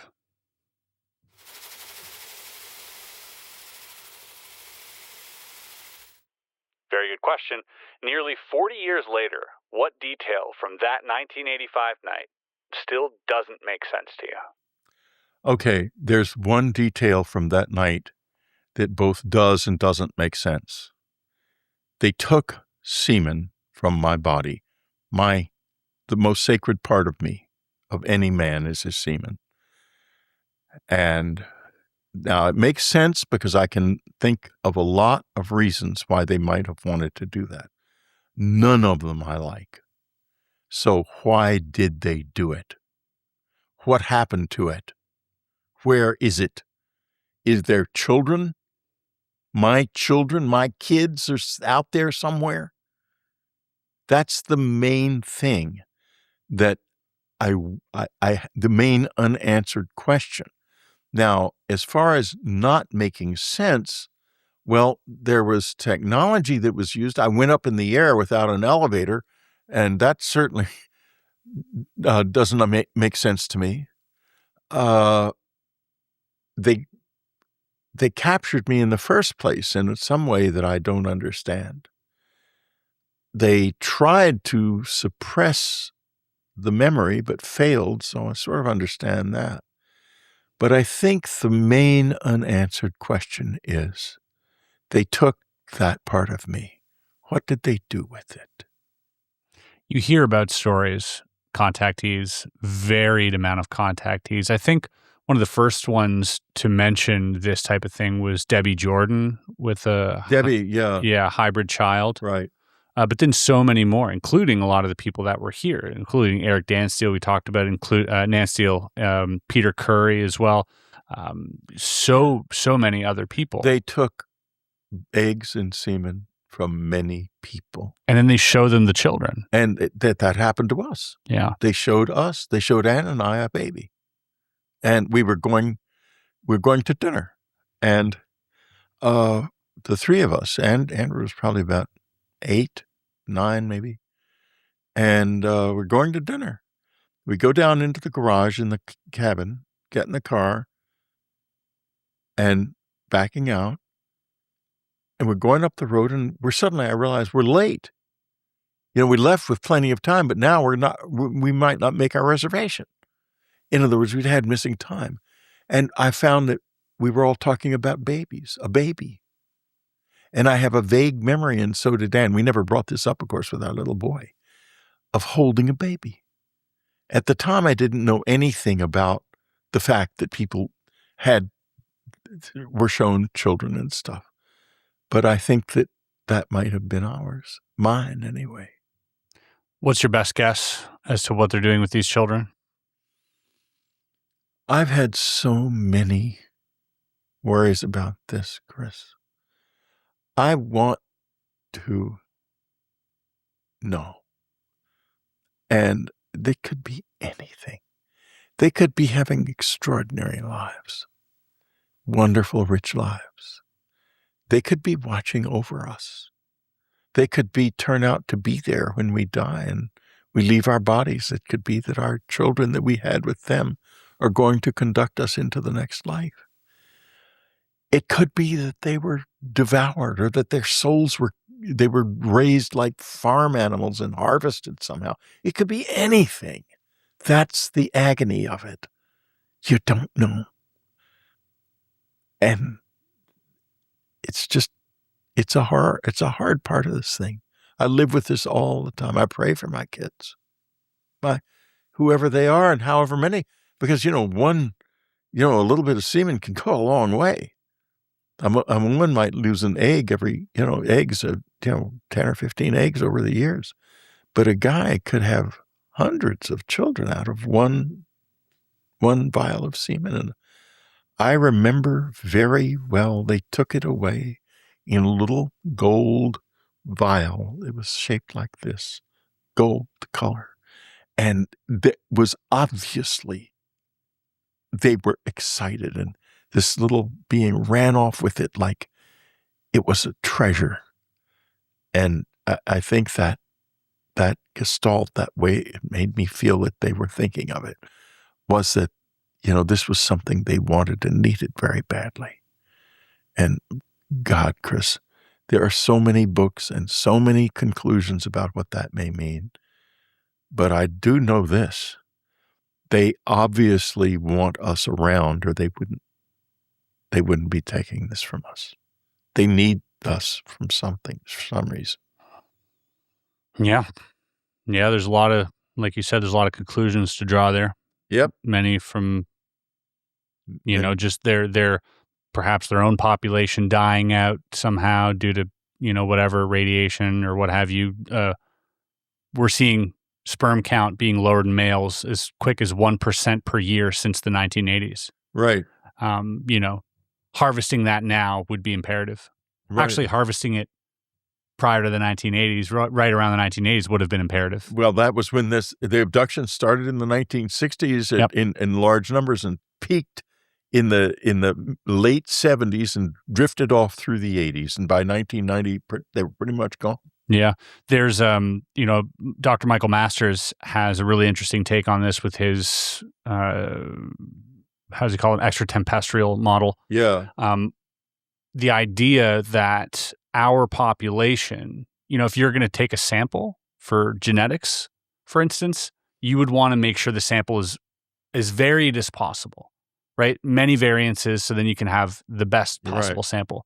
Well, we were never more varied than in and around the 1960s. In our entire history, there were mixed races. There were like people traveling, having babies with people from different cultures. That's right. We were extremely varied at that pocket. And then our sperm count started dropping. So it feels like there is a small pocket there. If you were traveling in time or interdimensionally or from across a galaxy, that would have been The time. That would have been the time. At the time, exactly. And that obviously, whoever did it knows that. And, there's another thing, let's talk about time travel a little bit, because I've also thought about that a lot. I've had an experience of this. So even though, in my understanding of science, I can't see where time as we know it even exists. In other words, time is something we put on the changes that we perceive. We call that time and we measure it. At the same time, I had an experience of going back in time at one point, and it was very physical. So could it be that in the future, they are us, and they've run out of good genes because of maybe pollution, atomic war, all kinds of different things could have happened, say microplastics, 1,000 years, 2,000 years. And we are virtually, in fact, alone, at least in the universe. And it's a big place, but it's not so big that we can be in contact with anyone else. What would you need to do to come back to the past? Well, first of all, you would need to be able to travel back into a certain kind of distance. But the other thing that would happen is something called the grandfather paradox would kick in, and you would have a very limited number of things you could do in the past without changing the present, unless you could deceive the grandfather paradox. And what if you could deceive the grandfather paradox, trick it by creating something that didn't exist at all in the past? In other words, the aliens aren't aliens at all. They are something that was created by humanity in the future to give them more freedom of action in the present. That's interesting. Yeah. So maybe that's an explanation for it. Now, I'll tell you the story of time travel that I experienced. Sure, yeah. This happened in March of 1983. And it's important to understand that this is before any of the communion stuff. I was far from the UFO alien world at that time. That was of no interest to me whatsoever. And, I hadn't thought about that since I was 12 years old. And I'm walking down not Bleecker Street, LaGuardia Place. We lived at 347, I think, that's the best. We lived at on LaGuardia Place, just immediately north of Bleecker. 520 LaGuardia Place was it called. And there's a beautiful park there, by the way, if anyone ever wants to go. It's called LaGuardia Park. And it wasn't there then, it was just mud. And one day Ann looked out of our windows and she said, I'm going to turn that into a park. And I thought, oh my God, Ann being Ann, that means I'm going to be out there with shovels. And I said, well, how are you going to do that? And she says, it's nothing to do with you, I'll do it. And before I knew it, millions of dollars had been raised. And now there's this beautiful park there. And there's a beautiful statue of Mayor LaGuardia in it, and a plaque under the statue with all the amazing fancy people that, for however she did it, Ann got involved, and also the name of Whitley and Ann Strieber as the creators of among the creators of the park. Only I said to her when they were making that plaque, I said, Annie, you shouldn't put my name on there. She said, no, you should be on there. You said yes to it. So anyway, okay. I'm on the corner of Bleecker, of LaGuardia Place and West Houston Street. It's a sort of drizzly March morning. I'm going to the bank. It's Saturday morning to get some money because this is before, the cash machines. You had to Sure, get it from the tellers. And the light is just about to, it's red. It's just the don't walk sign is red. And I do not see, I hear what sounds like something big and really creaky going right past in front of me, right on the street, like right a few feet in front of me. And it turns onto LaGuardia Place, and I turn with it because, the sound is loud. It's a lot of noise.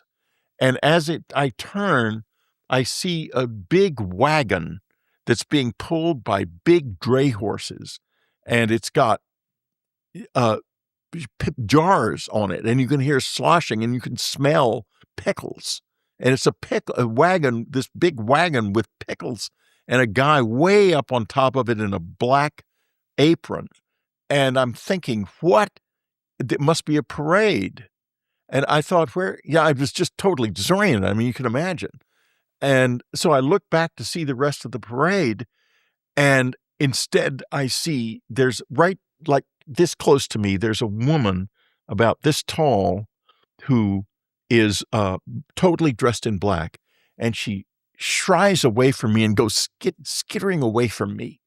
And then I turn back as I hear a voice, and as I'm turning back, I turn this way toward the voice, and it's a man across the street. At that time, there were 2 condos there. There are no condos. There's a row of brownstones, and the man is there, and he's in a derby, and he's very intent expression on his face, and he is calling to me or saying something I can't quite hear. And I'm thinking, I'm becoming a little oriented. I'm thinking, I'm back in time. This is the past. And I look around and I think, I've got to prove this. And I'm looking around. I see a group of horsemen in beautiful, with thoroughbred horses in the red riding clothes, the fancy clothes, coming up West Broadway. And their carriages, and the air is sort of brown. It smells different. It smells like coal smoke, actually. And, I'm getting very amazed and excited now because, boy, I mean, how extraordinary is this? And I see some newspaper in the gutter, and I think to myself, I'm going to get that newspaper because I'll find the date on it. And I lean over to pick it up. And when I lean over, what feels like ice water goes through the center of my body, and I experience unbelievable loneliness. Like, it is so lonely that if I stayed that lonely, that feeling of loneliness kept in my mind for long, I would think I would have gone mad. And I just freeze, I stop. And gradually, our world comes back. And the light which said, don't walk, is now flashing, which means that it went through the walk cycle and it's flashing. So I've been in there for about a minute. And now it's back to this time. But is it really this time?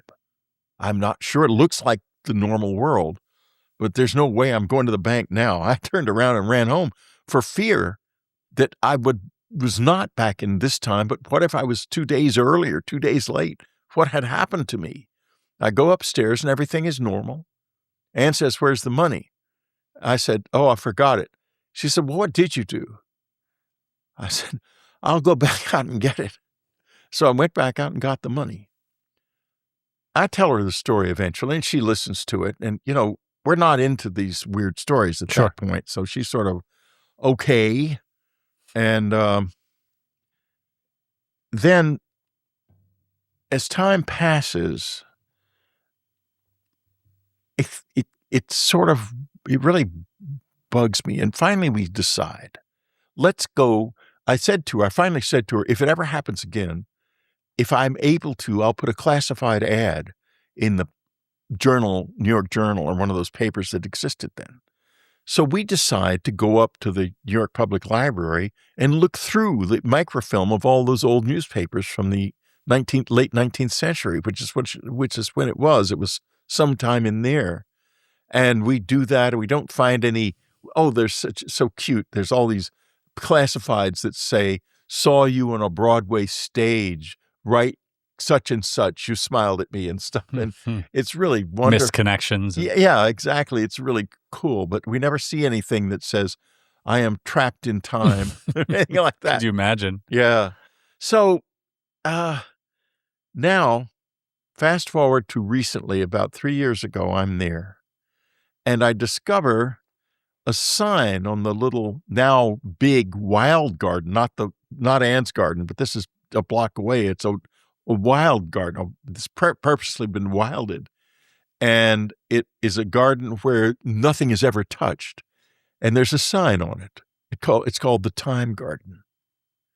And I think to myself, what is going on here? And that time, T-I-M-E? Yeah, T-I-M-E. Yeah, because the idea being that, nothing will Sure. be touched in here, and so it'll be frozen in time. Oh. Isn't that cool? It's so wild.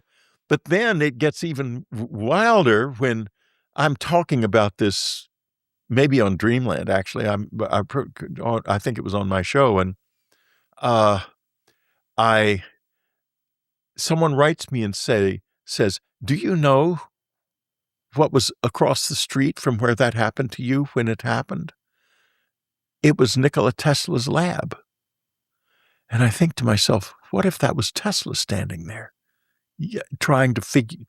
What if he was doing experiments with time in the past? Oh my gosh. Yeah. There's no record of him doing experiments with time, but his lab was right in that immediate area. That is correct. If anyone was able to time travel, it was that man. Yeah. And maybe he drew me back in time and he was trying to contact me. Maybe that was what he was yelling. Oh my gosh. Isn't that amazing? Yeah, it is very amazing. You hear about these time slips. I've been looking into them quite recently, actually, especially in England, there seem to be a lot of them. And I don't know if that's because there's more precedent in England with history.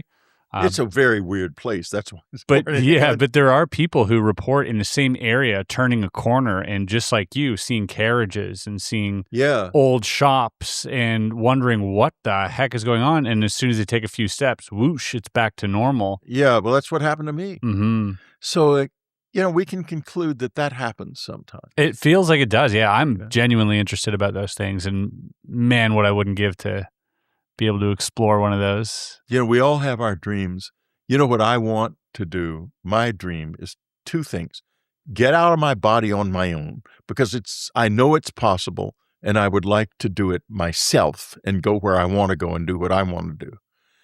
Number two, I know levitation is real and it is possible, and I want to do that. There's a great book called The Flu. Mm-hmm. By a Spanish writer, Carlos Ayer. Carlos N.M. Ayer is his name. And it's about all of the medieval levitators. And he never says they flew. He that's the title. But he never, in the book anywhere, does he claim that. He just lays out the facts. And the thing that's fascinating about it is, not only were there thousands of witnesses to these events, they were studied by the Inquisition very carefully. And there are massive numbers of inquisitorial investigations into these levitations. And the reason being that the Inquisition was interested because if they thought it was demons, then they were going to definitely fire you up. And so these people who flew, you didn't make a big deal of that. You didn't advertise it. Yeah. Exactly, unless you were sure. And usually it was because other people saw it. Mm-hmm. And like Joseph of Cupertino was seen by even the Pope. The floating priest or what have you. Yeah, well, he levitated in front of the Pope and a room full of people. And the Pope at that time said, if he dies before I do, I am going to make him a saint. And unfortunately, it happened the opposite way. There's another wonderful story about a lady called Mary of Agreda, with Diana Pasulka talks about this. And she was in a convent, and she used to levitate. And she was not conscious when she bilocated as well, didn't she? She bilocated to New Mexico. That's yes, right. Exactly. Yeah, across the ocean. Right. But she also levitated, and the other nuns took to moving her out. You could literally blow on her, and she got blow away like a balloon, like a helium balloon.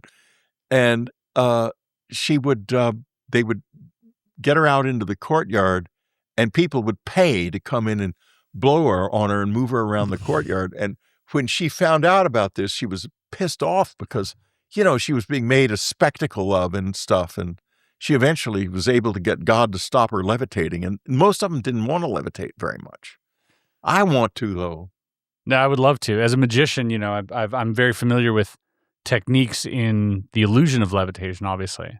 Yeah. And I've pretty much, I know them all. I've seen friends of mine create some of the most incredible moments of levitation that have ever been captured on video. And I know how it's done.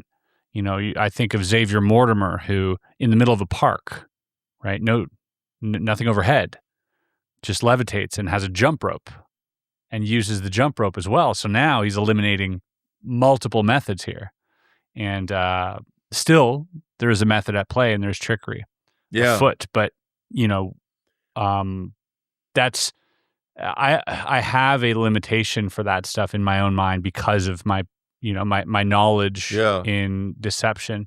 And I know that the further I go back in time, the easier people are to fool as well, right? I wonder if that's the case then. Could it be that these people were all fooling thousands of witnesses? It's not unlikely, obviously. Is that, it's not impossible. That's it right. It might be unlikely, but the reason it might be unlikely is that the stakes are so high for them. Mm-hmm. Because they could get into terrible trouble with the Inquisition. Yeah, sure.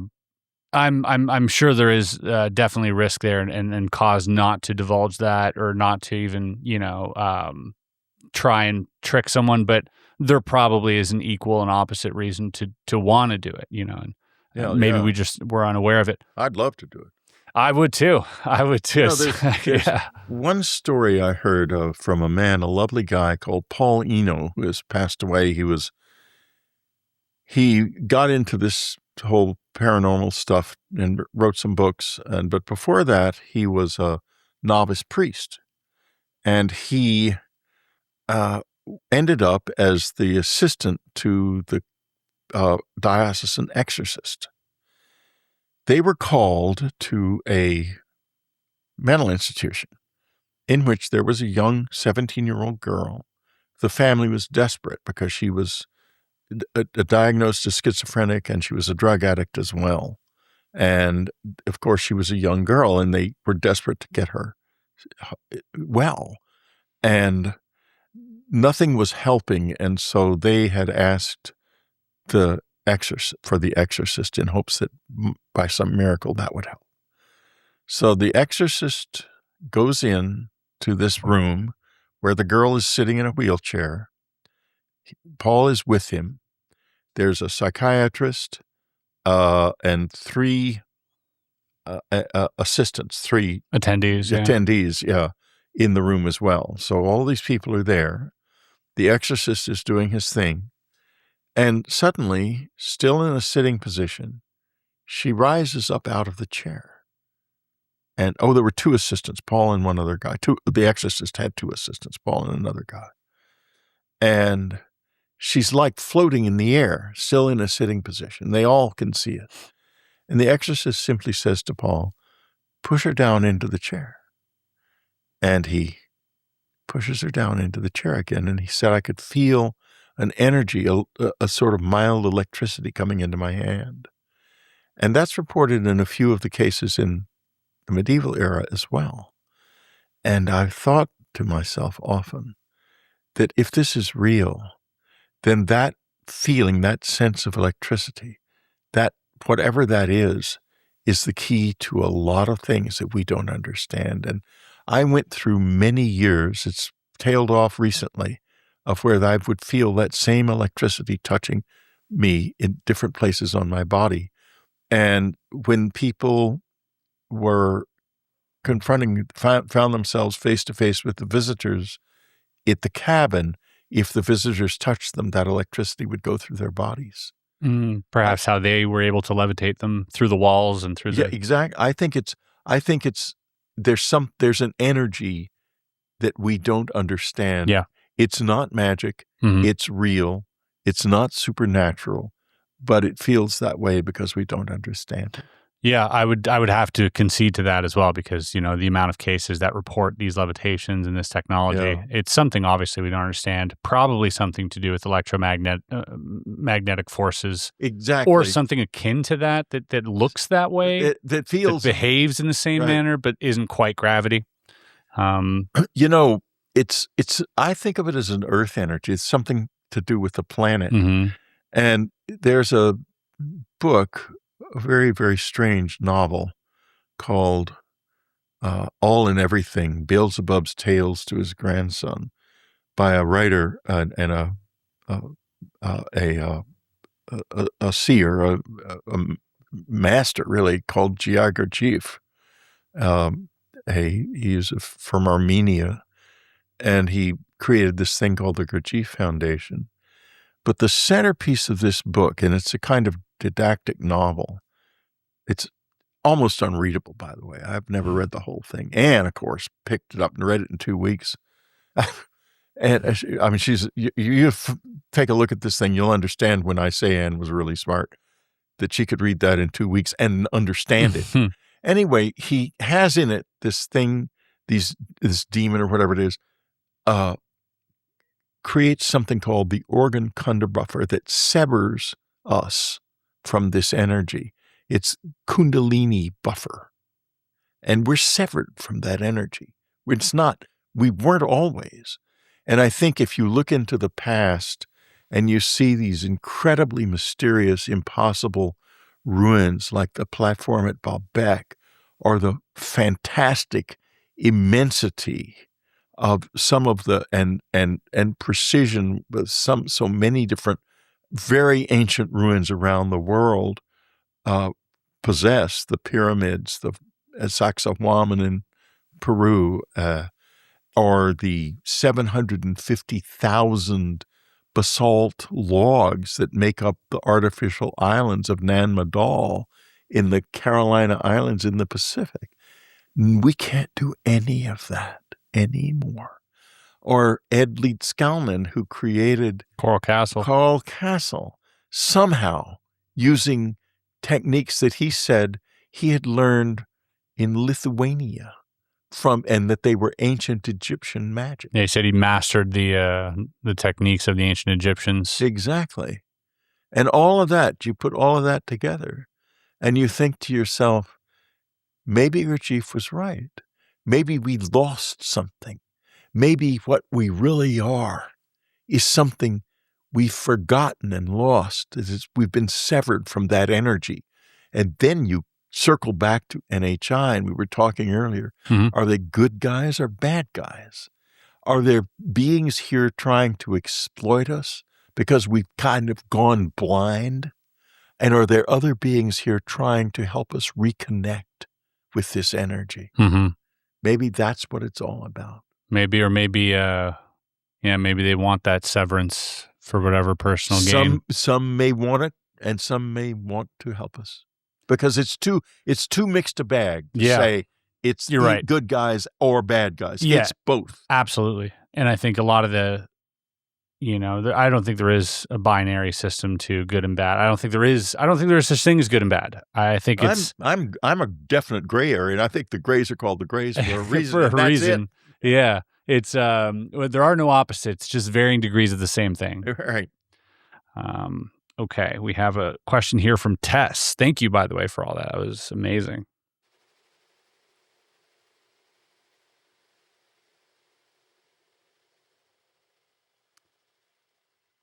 Tess asks, you've discussed utilizing your implant as a research tool. What has been your most significant revelation?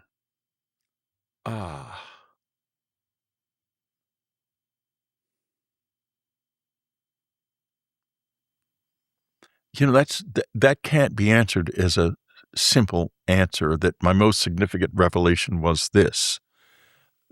I think the most significant revelation was understanding how to use it, how to do that. And, I wrote a book called In Hitler's House. I started it right after Annie passed away because I wasn't able to write anything in this subject, and I'm interested in history, and in World War II history in particular is one of my interests. Would you like my water, by the way? Yeah. Here, you can have mine. I'm drinking out of this thing anyways. Okay. So I learned to use the implant writing that book. And I guess the most significant revelation was learning how. First, after she passed away, is when I began to see the slit. All those years from 1989 until 2015, it just was there, didn't do anything. Then in 2014, no, it was early 2015, excuse me, she begins to get me to memorize a certain poem called Song of the Wandering Aengus, which has the lines in it when white moths were on the wing and the moth-like stars were flickering out. This leads to my realization for a whole sequence of events, including the fact that I realized that her favorite short story of mine was called The White Moths.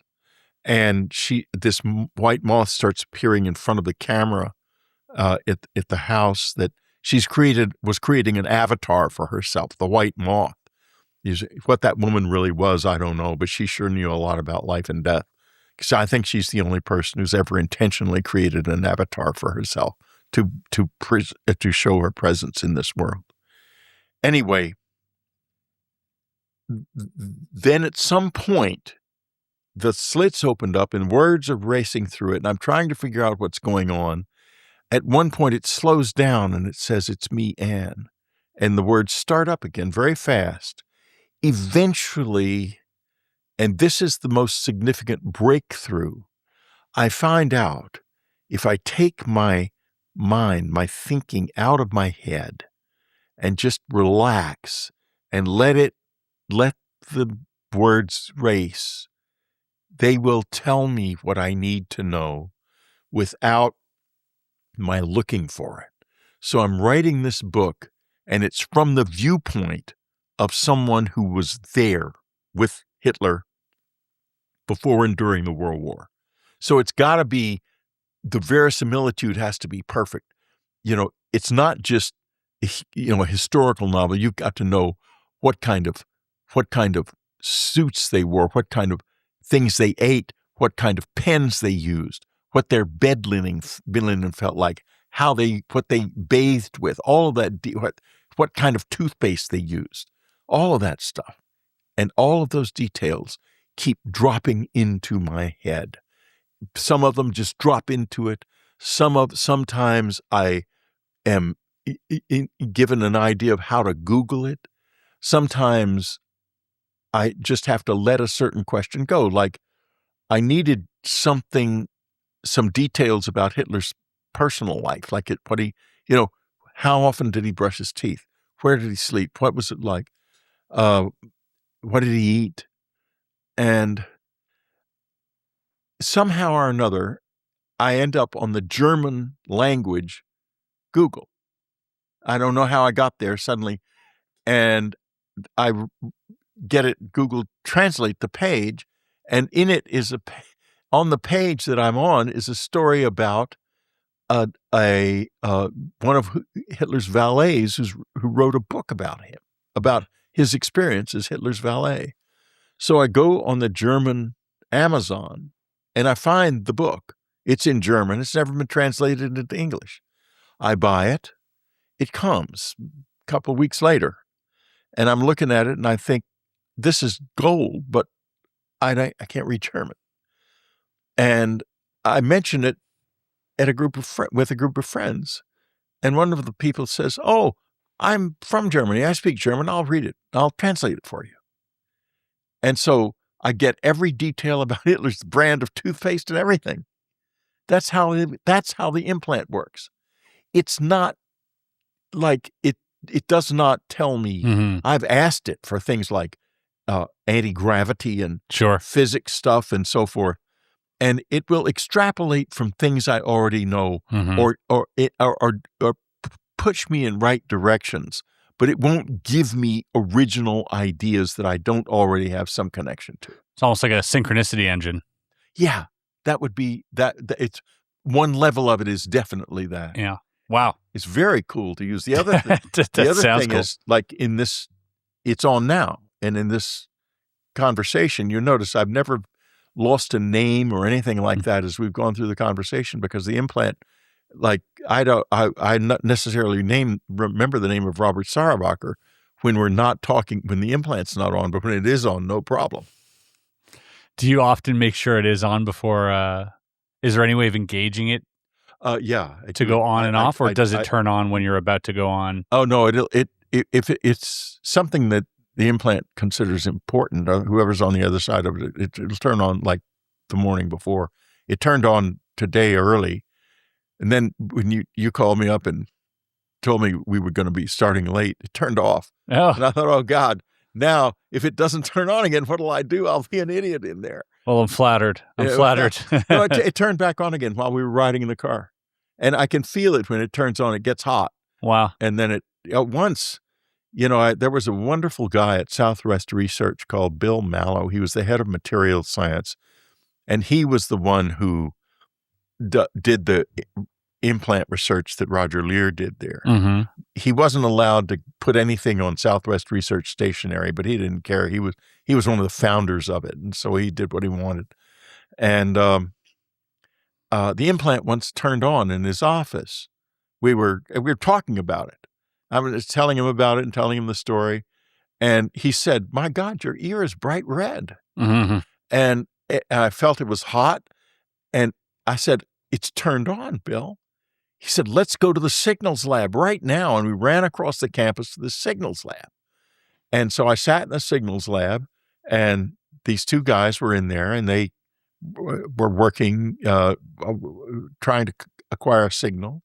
And after a while, they said they were finished. And I said to Bill, "Well, can you find out from them what they found, if anything?" He said, "No, I can't, because the lab's classified." I thought, this is fairly annoying, but what could I do? Yeah. 20 years pass. I'm signing books at the book festival in San Antonio. And two guys walk up to me and they say, "We just want you to know that the signal that was found coming from your implant is under study to this day. It is one of the strangest and most complex signals that we have ever discovered." And then they turn around and walk out. Whoa. I think that's so cool. I love it. Yeah, I mean, it's fabulous. I would love a follow-up. Listen, I have to tell you this. One of the great frustrations is, why just me? Yeah. Why some horror novelist who's smart enough, but I'm not Stephen Hawking, or any of those guys? Why don't they get them? Why don't our best minds get them? Not just me. Yeah. Who says they don't have them, though? Well, yeah, that's true. I hadn't thought of that. Mm-hmm. Maybe they don't even know they have them. Right. Maybe they're geniuses because they have them. Yeah. Attended ones. Yeah. Yeah. One more here. This is one I think that might be on a lot of people's minds as we move closer to next year. Do you believe the threat of a major coronal mass ejection is still active? By Alan Barker. Absolutely. Yeah. There is definitely a threat of a major coronal mass ejection. Our star is a yellow dwarf, and they do have a bad habit of bursting out with these big burps every once in a while. Our star has you find in the geologic record evidence of much bigger coronal mass ejections than the Carrington event of 1853. See, that popped in. You notice a little stop in my voice? That was the implant giving me the information, the dates. So we are always at risk of that. And the fact that the sun has been acting strangely for the past few years now is, I think, a warning sign. I wrote a little book years ago called Solar Flares. It's still actually available online it was an ebook, and it sold like 4 copies because it's in a time when ebooks were very new, but it's still sitting there somewhere. And it goes into detail about what could happen, and it could be catastrophic beyond belief. We could be in a situation where we lose, well, first, we wouldn't necessarily lose the internet, but we'd lose satellites because the internet has been hardened against this. Mm-hmm. The most serious loss would be power, because there are these huge transformers that we don't have replacements for. Or we have a few replacements, but if they all blew, like in the United States, we would be with no power for years. And if you look at what that would do, it causes a decline in the population of massive proportions. So it's an extremely dangerous situation. And of course, most of the power companies they're interested in, the fatal 3-month measurement in capitalism, which is management cares about the next finance report 3 months from now. They do not care about the company 5 years from now, or the world 10 years from now, or anything like that. That's why when you have all these fires, and it always half the time it turns out, or more than half the time, to have been power lines that they did not prepare for winds, and they spark and they cause these huge fires because they didn't want to spend the money. Every company is penny wise and pound foolish, except the most forward-looking ones. And a power company is almost always going to be penny wise and pound foolish. So they have not built enough backup transformers, nor have they created a situation where they can be easily reconnected. Other countries have much better hardening. The UK and the EU do. China, probably. I don't know about China. Logically, yes, but we're going to be devastated, almost certainly. Do you think there is some mass event that will occur next year? There's a lot of talk about 2027. Yeah. Well, supposedly John Ramirez, the CIA guy, said something about that. He was a proponent of it, but also I had him on here and asked him about it, and he said, no, I just repeated what someone else said. Yeah, that's what he told me on my show too. Yeah. Yeah, so but who said it? I mean, if you look back, you can't find out where it started. It's one of those things that sort of bubbled up. Yeah. But it seems to be timely as well if you look at the critical mass of all of these different, things, whether it's AI, UAP, financial instability, environmental collapse, all this stuff. The private credit crunch is a major financial problem that's going to be coming our way very soon. Yeah. And that is definitely an issue. But the other thing is that when you think about the possibilities